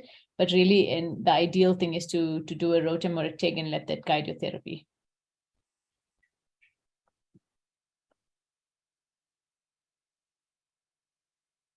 Dries, are you back? Yeah, I'm back. So another treatment that you can use is in our non-spitting cobra bites, like your snouted cobra bite, is neostigmine. Neostigmine is like what you'd use at the end of anesthetic to reverse your non-depolarizing muscle relaxant. It is an option for your cobra bites, particularly your snouted cobra. I'd say it's probably the best indication for it. What it basically does is, if the envenomation is not too severe, and especially if you've given antivenom, but the effect has not been 100% what you want, you can give neostigmine, but it's very important to give just something like atropine or glycopyrrolate just before you give it, so you don't get some of the muscarinic side effects of the neostigmine. It then basically displaces the venom from the neuromuscular receptors, just like it would for a non-depolarized muscle relaxant. So you can actually use that, but don't use it in your black mamba bites, because there's already similar effects in the venom of the black mamba. So you don't actually want to perpetuate that whole presynaptic venom picture of the black mamba. So it's really only for your, I would say probably for your snouted cobra bites where this might play a role. It can be very useful, for example, for people who are very atopic, you really think they're not going to cope well with antivenom, or don't want to be exposed to antivenom because they might be handling snakes and they might be worried about future anaphylaxis. So there, if it's a very mild envenomation, they just slightly a little bit ptosis and so on, then neostigmine is something to consider. And it's also been on the flipper charts, how to give it, the dose, etc., and where to give it. Also useful for Cape Cobra. It's where I used to use it back in Cape Town days. Yeah, Cape Cobra would also be reasonable. Just if Cape Cobra, the venom sticks to the receptor very tightly. So maybe after antivenom has been administered and you still need a little bit of supplementary effects, then it can also be quite. Right, okay. The eyes. Moving on to the venom ophthalmia. So snakes have evolved to be very precise with the way they spit at you. They aim pretty accurately to get into your eye, the runcals and the spitting cobras. And what you get then is an intense conjunctivitis. You'll get some corneal erosions with it. And you may then develop complications like secondary infections, anterior uveitis, and corneal opacities can lead even to permanent blindness.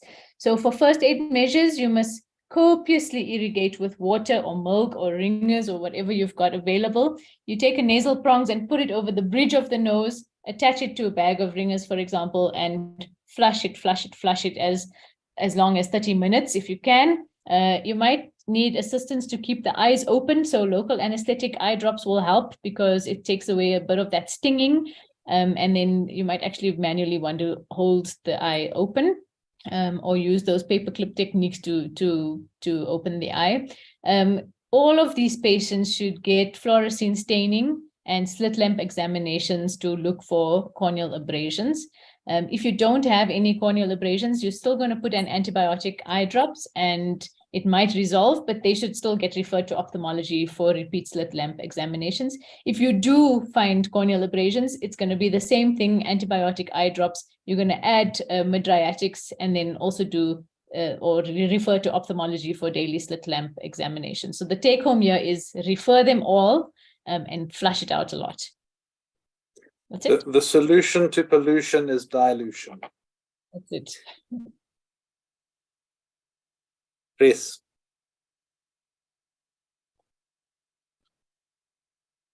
You're muted. This is also an important topic. When I spoke earlier about hospital management, I also alluded to the fact that a big pitfall is admitting the patient in a ward where there's poor observation, and then, you know, especially a patient that has got little initial symptoms. Just be aware that some of the snakes, neurotoxic syndromes take a bit of time. especially when there's a presynaptic effect. It takes a bit of time for that presynaptic effect to kick in, and people can initially look quite okay. And then later on, it turns out that they develop gradual neurotoxicity and they stop breathing. And that's happened a lot. And there's quite a few medical legal cases about such patients that's been admitted in a ward with a snake bite and then just left there. And the next morning, people do rounds, the patient is dead. So if you admit a patient, you're admitting it for a reason. What is the reason? You're seeing if this person is developing a neurotoxic syndrome or is developing swelling. But mostly is to observe whether the person is developing a neurotoxicity or not. So hence, you must take steps, active steps to monitor the patient all the time. Either you must go and speak to the person every half an hour, see if they still speak properly, if they still move their muscles properly, if they still breathe properly, or you must do things like you must do something objective like a peak flow to let them actually use their respiratory muscles and push that little peak flow to see if it's actually effective. You must count the respiratory rate, look at their SATs. You can also, if it's more a cytotoxic bite that you're observing, you can see, you can measure the limb and so on. But it's more that high care type of observation that you'll be doing for this patient. It's not the kind of observation where you dump a patient in a ward somewhere and hope for the best. It's that can lead to problems. So it's a very active kind of observation that you do for these patients. You can go to the next slide. Right, so over to me. Now we're going to look at some of the special groups and some of the surgical aspects. So I was privileged to be invited by Jay Halpert and David Williams, who's from the WHO, to co-write this article on pediatric envenoming and management. The take-home here is obviously we would prefer not to see children being bitten, but it's important to understand that children are affected often more than adults because they're out in the felt playing, and you know, as much as the pediatricians like to teach that kids are not small adults, when it comes to snake bites, unfortunately, you're dealing with the snake bite, not the child size. So the venom to size ratio can certainly enhance the effects, and they often get more early onset symptoms, more severe tissue damage, and they can certainly get earlier cardiorespiratory distress. And the important take-home is that while the venom effects are no different to that in adults, as you'll see here, the management is the same as for adults. So it's A, B, C, D, E. The need for antivenom, and we are far more liberal with giving antivenom in children. And most importantly, the antivenom dose is the same as it is in adults. So a child who's bitten by a puff adder needs 4 to 8 vials of antivenom, which if it's a really small child and you need to give that small child 8 or 12 vials of antivenom, may be equivalent to the child's entire blood volume. So you have to do it slower, you have to do it under observation, and you have to do it very carefully. The doses are the same as for adults, but thankfully sometimes you get dry bites, and that's where the observation issue comes in. The indications are pretty much the same as for adults in terms of the swelling progression or the neurological signs. I'm not going to repeat all of that. And then very rarely we see bites in pregnancy. And unfortunately, there is very limited good evidence. There's literally 2 case reports from South Africa, the one from 1996 and one from last year. And then the WHO document, which was published in 2010 and is also getting a bit long in the tooth now, emphasizes that the risk in pregnancy is the loss of the baby, fetal distress, stillbirth, and so on. And like with any other trauma patient, you've got to remember that a pregnant snakebite victim, you are dealing with 2 patients. And it depends on whether, of course, the pregnancy is what we call viable, so more than or less than 22 to 26 weeks. And the use of antivenom is recommended where necessary, and if it's given, is associated with a reduction in fetal loss. So what happens with this, and this is from the 1996 paper by Lyron Pantanovitz, who was quite involved in the past in setting standards and things for snakebite management, but they point out that you can get stimulation of uterine contraction, early pregnancy loss, that the venom may cross the placenta, so you can end up having fetal bradycardias and fetal death. What was interesting, though, is there's no really clear evidence for teratogenicity, so birth defects, but there is a real risk, especially with the hemotoxic bites of an abruptio placentae, so the placenta coming loose from the uterus. And then keep in mind, because of blood pressure shifts in late pregnancy, you want to put these patients left lateral. And again, antivenom, when indicated, is in the same doses as you would use in adults. So just pointing out the recent case report, this was suspected to be either snouted cobra or one of the other similar snakes, and they were given a total of 10 vials of antivenom. They were giving them 2 hours at a time, and the patient was weaned and extubated within 28 hours. And that's my experience as well. When you have a neurotoxic or a progressive weakness syndrome, you give the antivenom, you can wean them quite rapidly off the ventilator. And, here they gave neostigmine and glycopyrrolate as well. Now moving on to the surgical management, because as we've said, I'm a surgeon, and the most important take-home message for surgical management of snake bites is having patience. Patience to not intervene too soon, to allow the tissues to demarcate, and then to go and do selective debridement and tissue management and so on. So when the patient presents, wash the wound well, wipe away residual venom. Sometimes there's venom sort of on the skin. It's not going to affect you unless obviously you've got cut hands and you're not wearing gloves. But wash the area well with an antiseptic, preferably chlorhexidine based. Or if you're in an area you don't have chlorhexidine based antiseptics, if you're out in the bush, just rinse it with clean tap water. Remember, most South African tap water is safe to drink. And then look at the wound. And the way to look at the wound is this acronym of time. Look at the tissue. Is the tissue viable, or is it swollen and necrotic?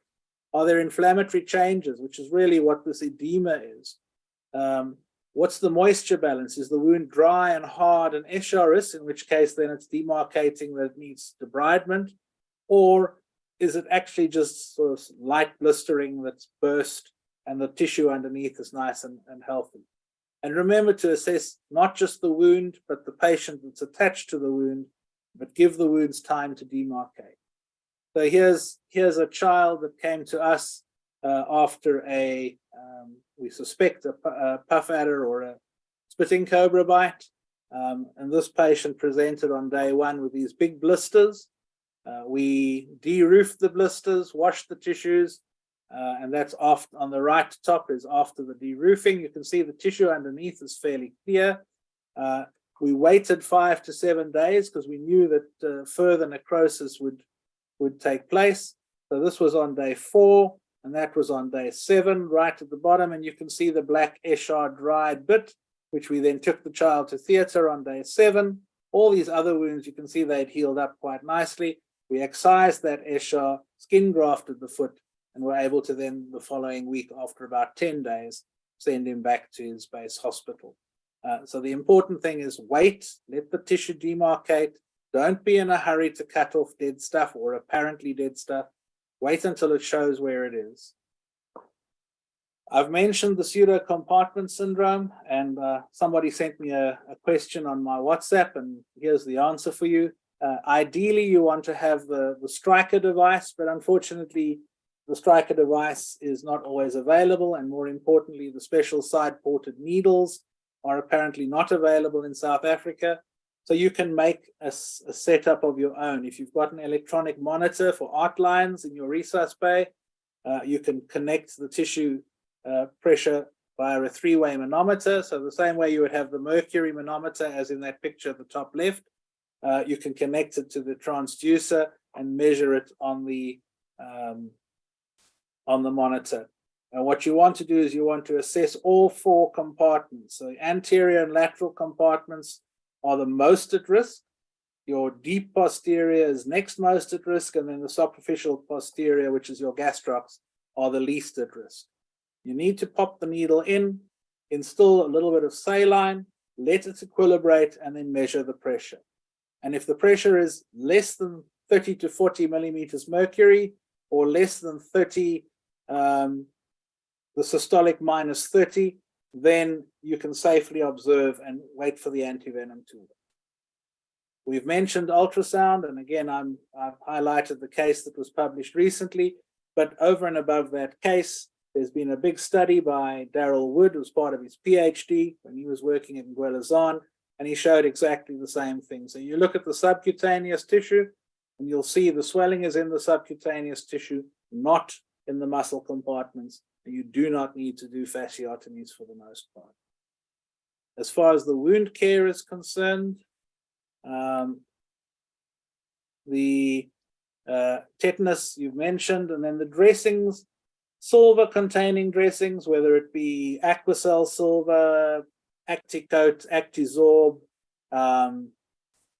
any of these silver-containing dressings are usually effective.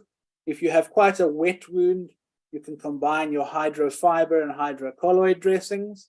And then ideally, once you've done your debridement, some form of a vacuum-assisted closure or negative pressure wound therapy to help the tissues granulate and to get a nice wound bed so that if a skin graft is required, that it can then develop. So debridement should be a sharp debridement, de-roofing the blisters, and then covering them with a silver-containing dressing. Now here's just an example of another case that we had. Dries mentioned the stiletto bites recently, and you'll see this is the progression, and it takes about 3 weeks for it to settle.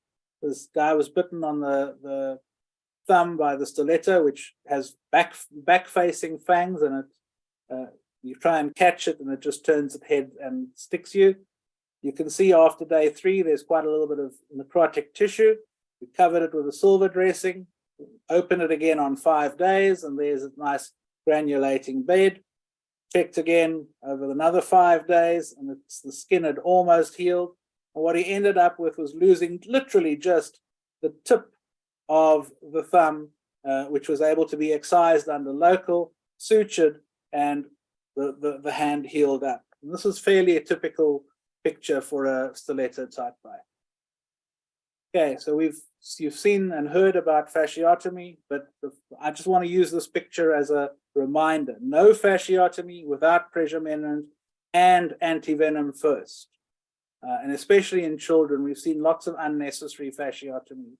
I think it's also important to realize that where you do have muscle dysfunction, there's good evidence that there's primary myonecrosis that takes place not from a fascial compartment syndrome, but from primary venom myotoxicity.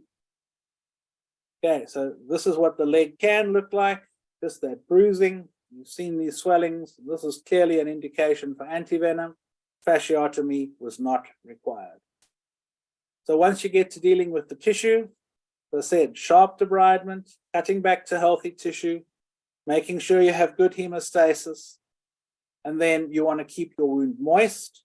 If it's got infected tissue on it, you can use one of the enzymatic debriders, Iruxol or Prontosan, or there's many of them on the market. And then once the tissue is clean, you can put a stimulating dressing like Promegran on, which kills any matrix metalloproteinases, as well as helps the bed grow.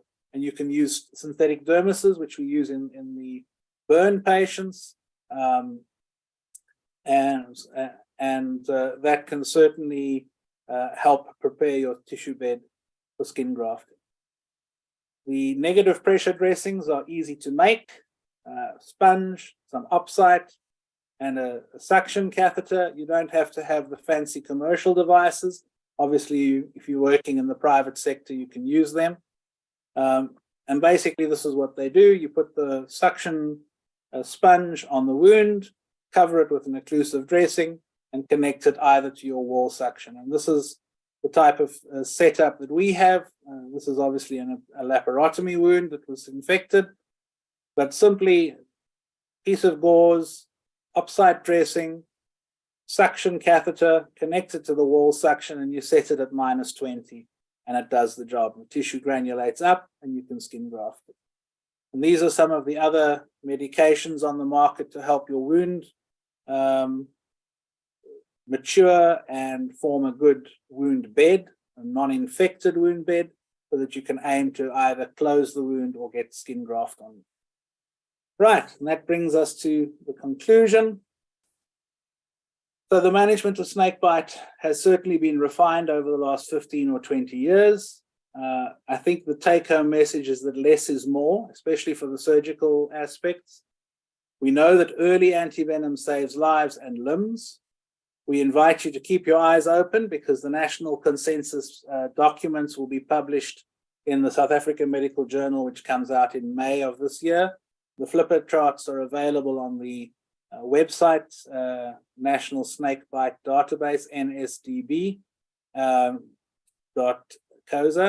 and they're free to download as PDFs. So just to say also thanks to Gift of the Givers, who sponsored the symposium that we held last year in July. Thanks also to Mandy Taupkin from Netcare, who helped establish this National Snakebite Advisory Group that Dries and myself co-chair, and which is slowly having an impact. And to all of you out there, if you have a snakebite patient, there is always someone on call. There is always someone that can help you. We've got members across all of the provinces. We work very closely with the National Poison Center based at Red Cross in Tygerberg, and we cross-refer all the time. So feel free to call them or us, and we will advise you. There's no charge. And the members include doctors, herpetologists, who can help identify snakes and spiders and all these other things. Right, time for questions. And I know it's got quite late, but hopefully we've covered all your questions. Thank you very much. That was absolutely phenomenal. Thank you so much. It is quite late, so I've tried to sort of summarize the questions or group them. And I'm going to also show quickly how people can access the information on MedTalks. My first question, while I'm pulling up MedTalks, is how many of you have pet snakes? Not me. My 10-year-old daughter does not like snakes. I also don't have snakes. No, thank you. There's two types of people in the snake bite world. The one is the doctors who treat the snake bites, and the other are the pathologists that keep the snakes. I think the three of us belong to the first group. Okay, all right, fair enough. Okay, then I'm also just, so while I'm running through the MedTalks page, the question there's a question or a few questions rather, Black Mamba. The one was time to die. So how long does it take for somebody if they're not treated? The second one is if there is no antivenom, but you are in an ICU environment, can you ride out the neurotoxicity?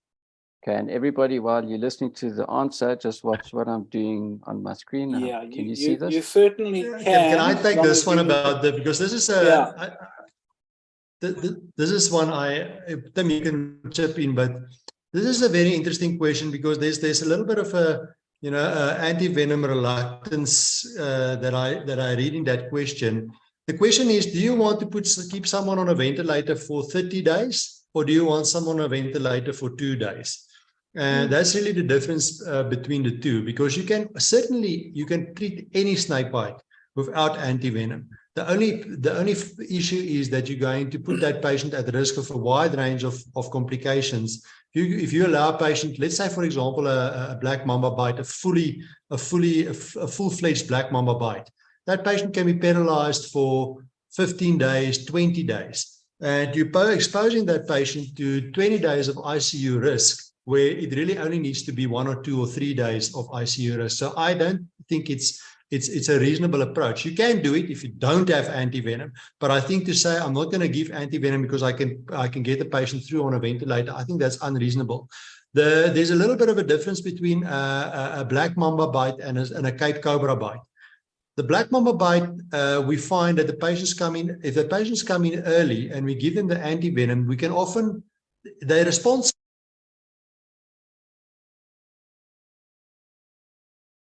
And I've got quite a bit of experience with black mamba bites because it's a part of the country that I live in. I don't see a lot of Cape Cobra bites, although we've had a Cape Cobra bite because it was somebody that kept the Cape Cobra that was bitten. No, not kept the Cape Cobra. It was somebody that milks them for antivenom. Yeah. What Prof I think is going to be. I must say, my experience is you give the antivenom and maximum 2 days later they're off the ventilator. And that accounts for certainly the black and the green mambas. The cardiotoxic side effects disappear almost instantly. I mean, we had a call for advice from Stanger the other night, and they had the patient on 40 mils an hour of quad strength adrenaline. We said, well, give the antivenom. No, we don't have. So we sent a driver over with 8 vials of antivenom. They gave the antivenom and the patient was off the ventilator the following morning and had come off the adrenaline. So that's how effective it is. Okay. So then this brings me to another question. I think the thing, sorry, quickly, if I can just finish what Dries was saying about the Cape Cobra, is that the venom is more sticky, and so the antivenom is a little bit less effective than it is with the black mamba and the green mamba. I think that was the point he was trying to make, but he's back now, but you can move on. Okay, is there a time limit to giving antivenom? How can I take this one? It depends. It depends on the snake. So there's no real time limit for the neurotoxics. There is about a 96-hour effective limit for puff adder, but the one snake that really frustrates us all is the Mozambican spitting cobra. Really, if you haven't given the antivenom within about 2 or 3 hours, they seem to escape antivenom effect. I'm sure the others have had a similar experience. There was a question regarding the antivenom availability in certainly in South Africa. It seems that there's a problem in rural areas, but also in Botswana, and there was a mention about cost in Nigeria, where it's almost like $500, that looked like. Is there any, sorry about that, is there any sort of work towards making more antivenom available? It's at the moment a production issue, and again, we can't speak on behalf of SA Vaccine Producers, which is an NHLS affiliate, but the challenge with for them is production during load shedding, and the machines have to be shut down and started up, and the coolers and all that. So there's a big issue in terms of that, but there is product coming through. We certainly are still receiving some replacement. I know Pretoria was supposed to get a batch, according to Chepu, last week or next week, somewhere around there. We've had our last 2 sets of doses replaced. So there is production happening. The rural areas, unless they have a proper resus setup, it's probably better for them to try and move the patients to the bigger centers where the experienced people are. And when I say that, it's the bigger district hospitals. So, you know, there are islands of excellence like Mossveld, where Chris Bell is, and 1 or 2 places in the Free State, and then there's the bigger hospitals in the Eastern Cape and in KZN and Gauteng. But the smaller hospitals are unlikely to be able to manage the complications, so they need to move those patients ideally to a regional center with some experienced person looking after the patient. So then what advice can you give to someone in a primary healthcare setting where the ambulance service is going to take a few hours to get there? There's no anti-venom. It's a primary healthcare clinic, so there's no ICU available. What advice can you give to them? So, if there's someone with the skill to manage the airway, that's the most important part, is managing the airway and providing oxygenation and ventilation. Because the ones that will need something done urgently will be the progressive weakness. The patients with the progressive swelling and the bleeding, usually you can wait to get them to a definitive care center. Thanks. There was a request, Tim, if you could just put up the reference, the PEDS reference article while we're chatting. So it was in Archives of Pediatrics in 2021. The senior author was Jay Halpert. I can't remember offhand who was first author, but the other person who you'd seen earlier in the videos, Jose de Gueras, and David Williams, who was also the Australian guy in the earlier videos, they were all co-authors as well. That was Archives of Diseases in Childhood, and it was 2020 or 2021, the end of 2020, early 2021. Can I ask you, I'm assuming that you shouldn't use anti-venom as a diagnostic tool to try to figure out which snake bit the person. No. No. Okay, thank you. You look for the indication. If the indication is there, you give it. Occasionally, you will give it for a snake that's not covered, such as a night adder or a berg adder. That's, unless you're in communication with an expert who says to you, wait and see, you need to be guided by the clinical picture. Tris, I don't know if you want to add, you'd be muted at the moment. Yeah, you can actually just pay attention to that syndromic management. That's exactly when you don't know the snake, then look for the symptoms. It's all. Yeah, we all don't have diagnostic kits, and even in Australia, they've stopped the diagnostic kit. They used to have something there that you could swap the bite, and you could actually then diagnose which snake was bitten. We've never had something like that in South Africa, and in Australia they used to have it, but they've moved away from it because they found it to be cumbersome.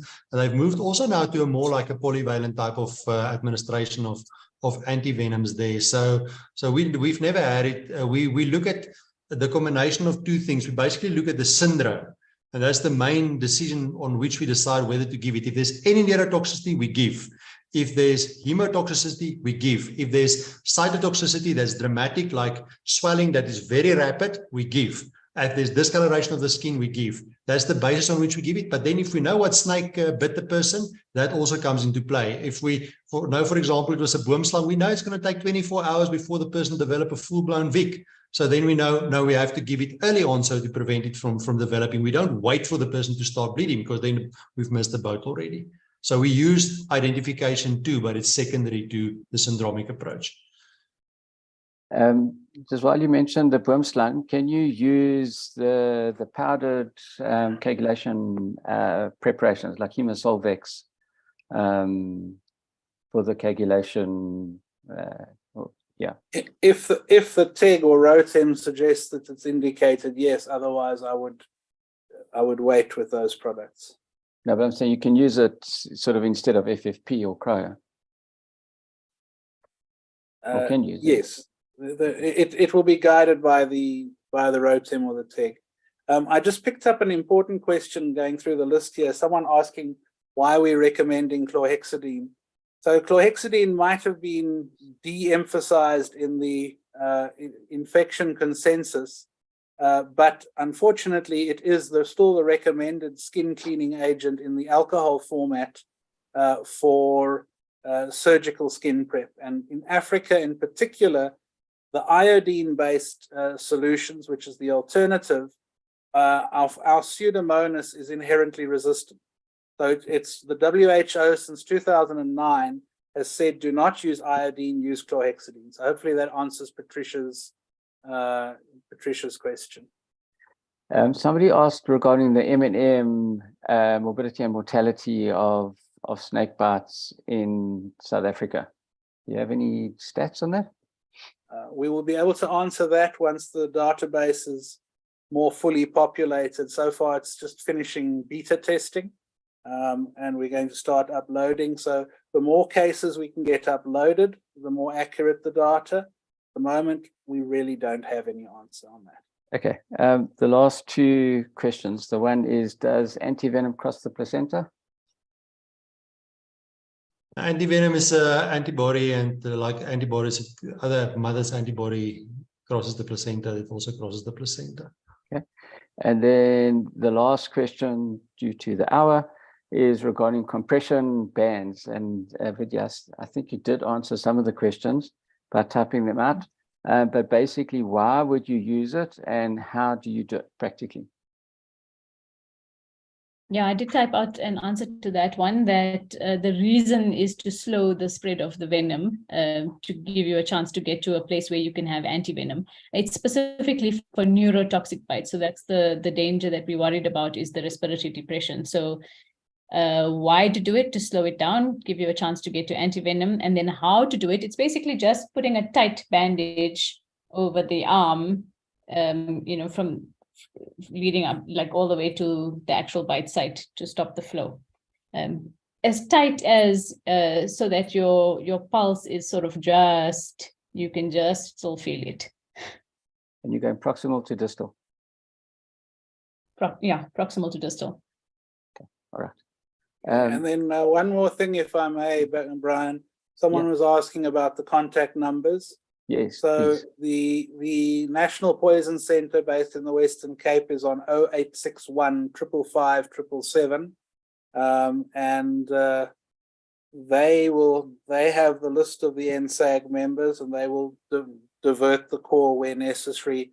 If it's in the Western Cape, of course, they have their own people that are based there at either Tygerberg or So Red what's Cross. that number again? I'm just going to put in the chat. 0861 555 777. That's the National Poison Centre.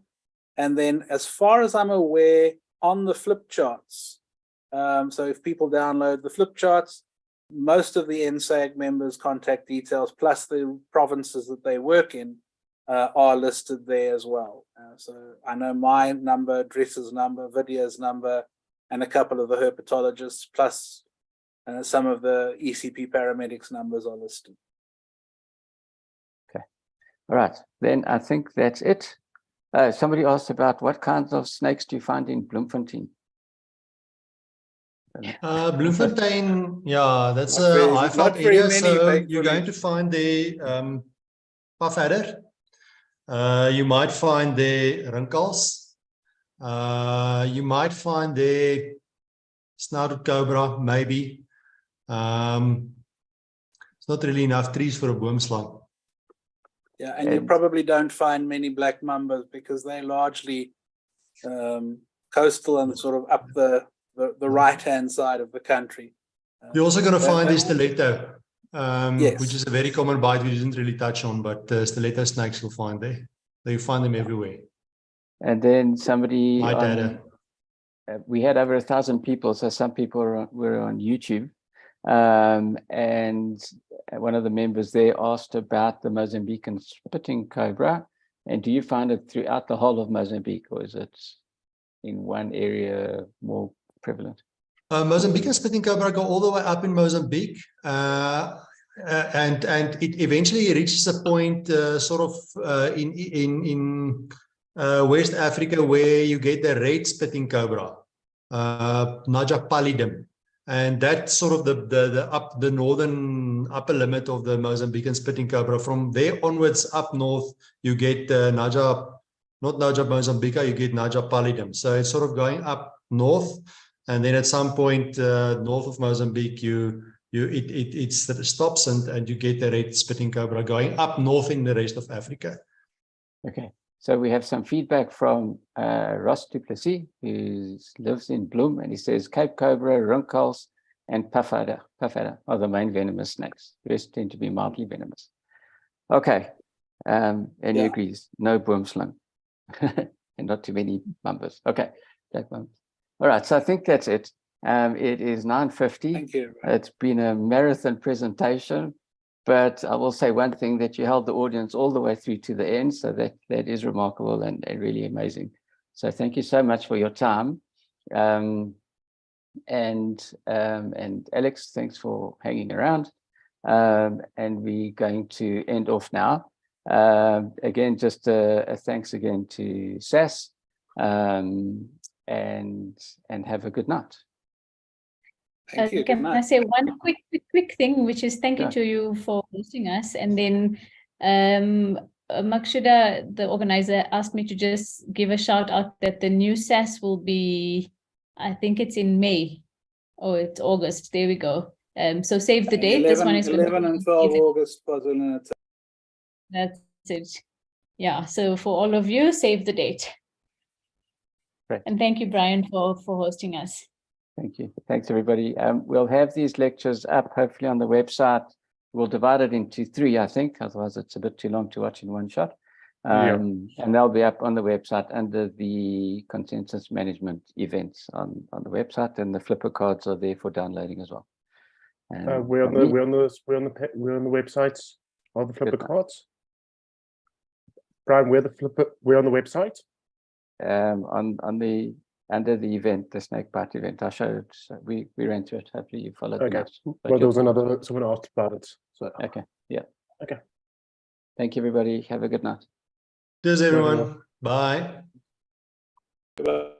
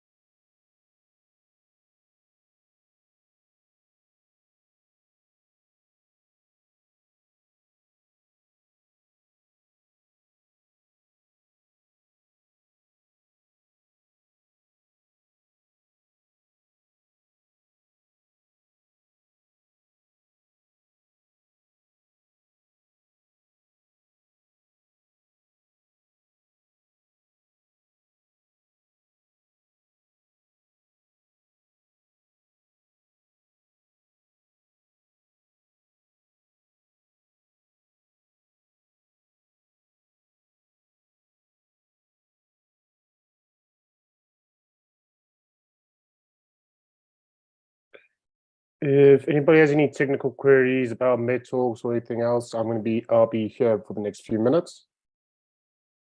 Just put in the chat and I'll respond as I see it.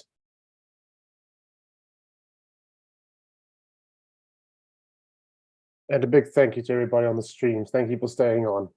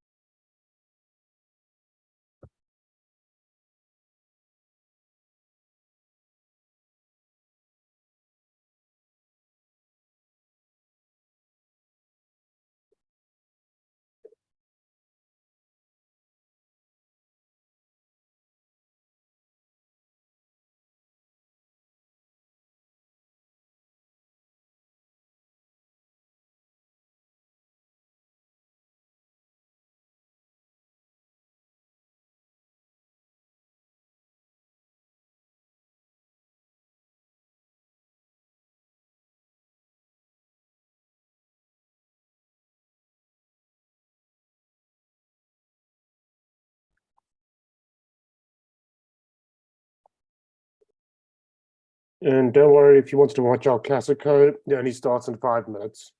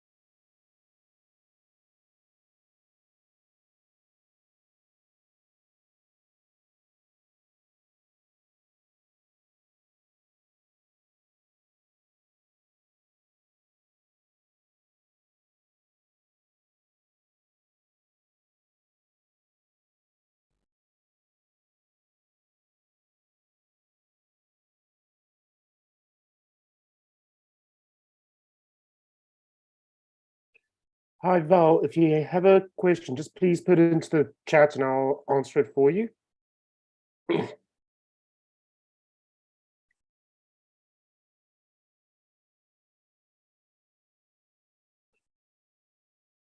Just for everybody to know, I'm shutting down the webinar at 10 o'clock. So if you could please leave before 10 o'clock, that'll be very nice. Thank you.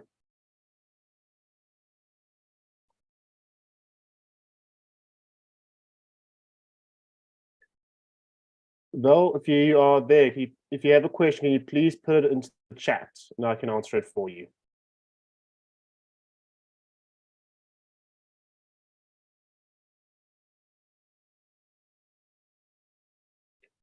Hi, David. Yes, if you came through the webinar, through your registration link, what would have happened is that we have reached our max limit. You would have been sent through to the stream, but it still keeps record of you in the Zoom logs. So you will still be allocated your CPD. I hope that helps.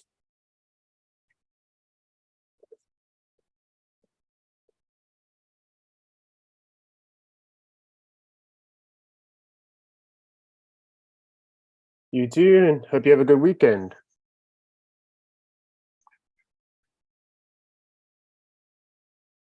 Okay, everybody, I'm going to be closing down in about 2 minutes. Again, I ask if you could leave the webinar before that.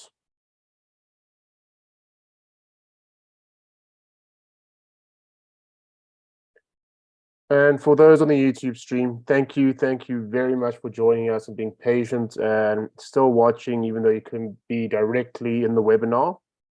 I would just like you to know that we do keep record that you are on.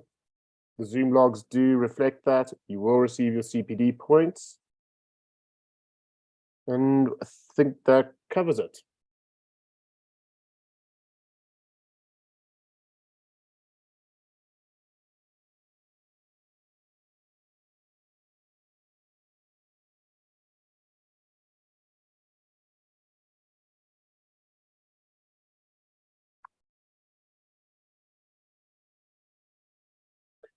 And for those on the stream, if you would like to, you can click off now. It's just going to be the slide lead for the next couple of minutes.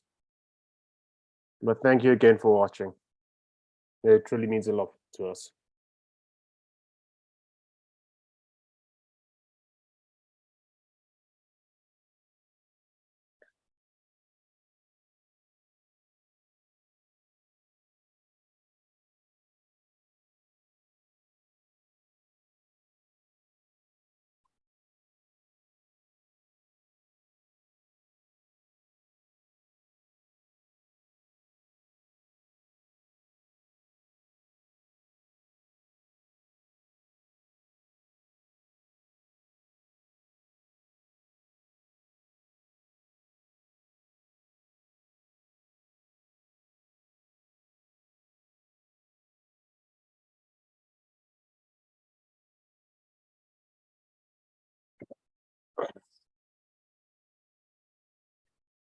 Okay.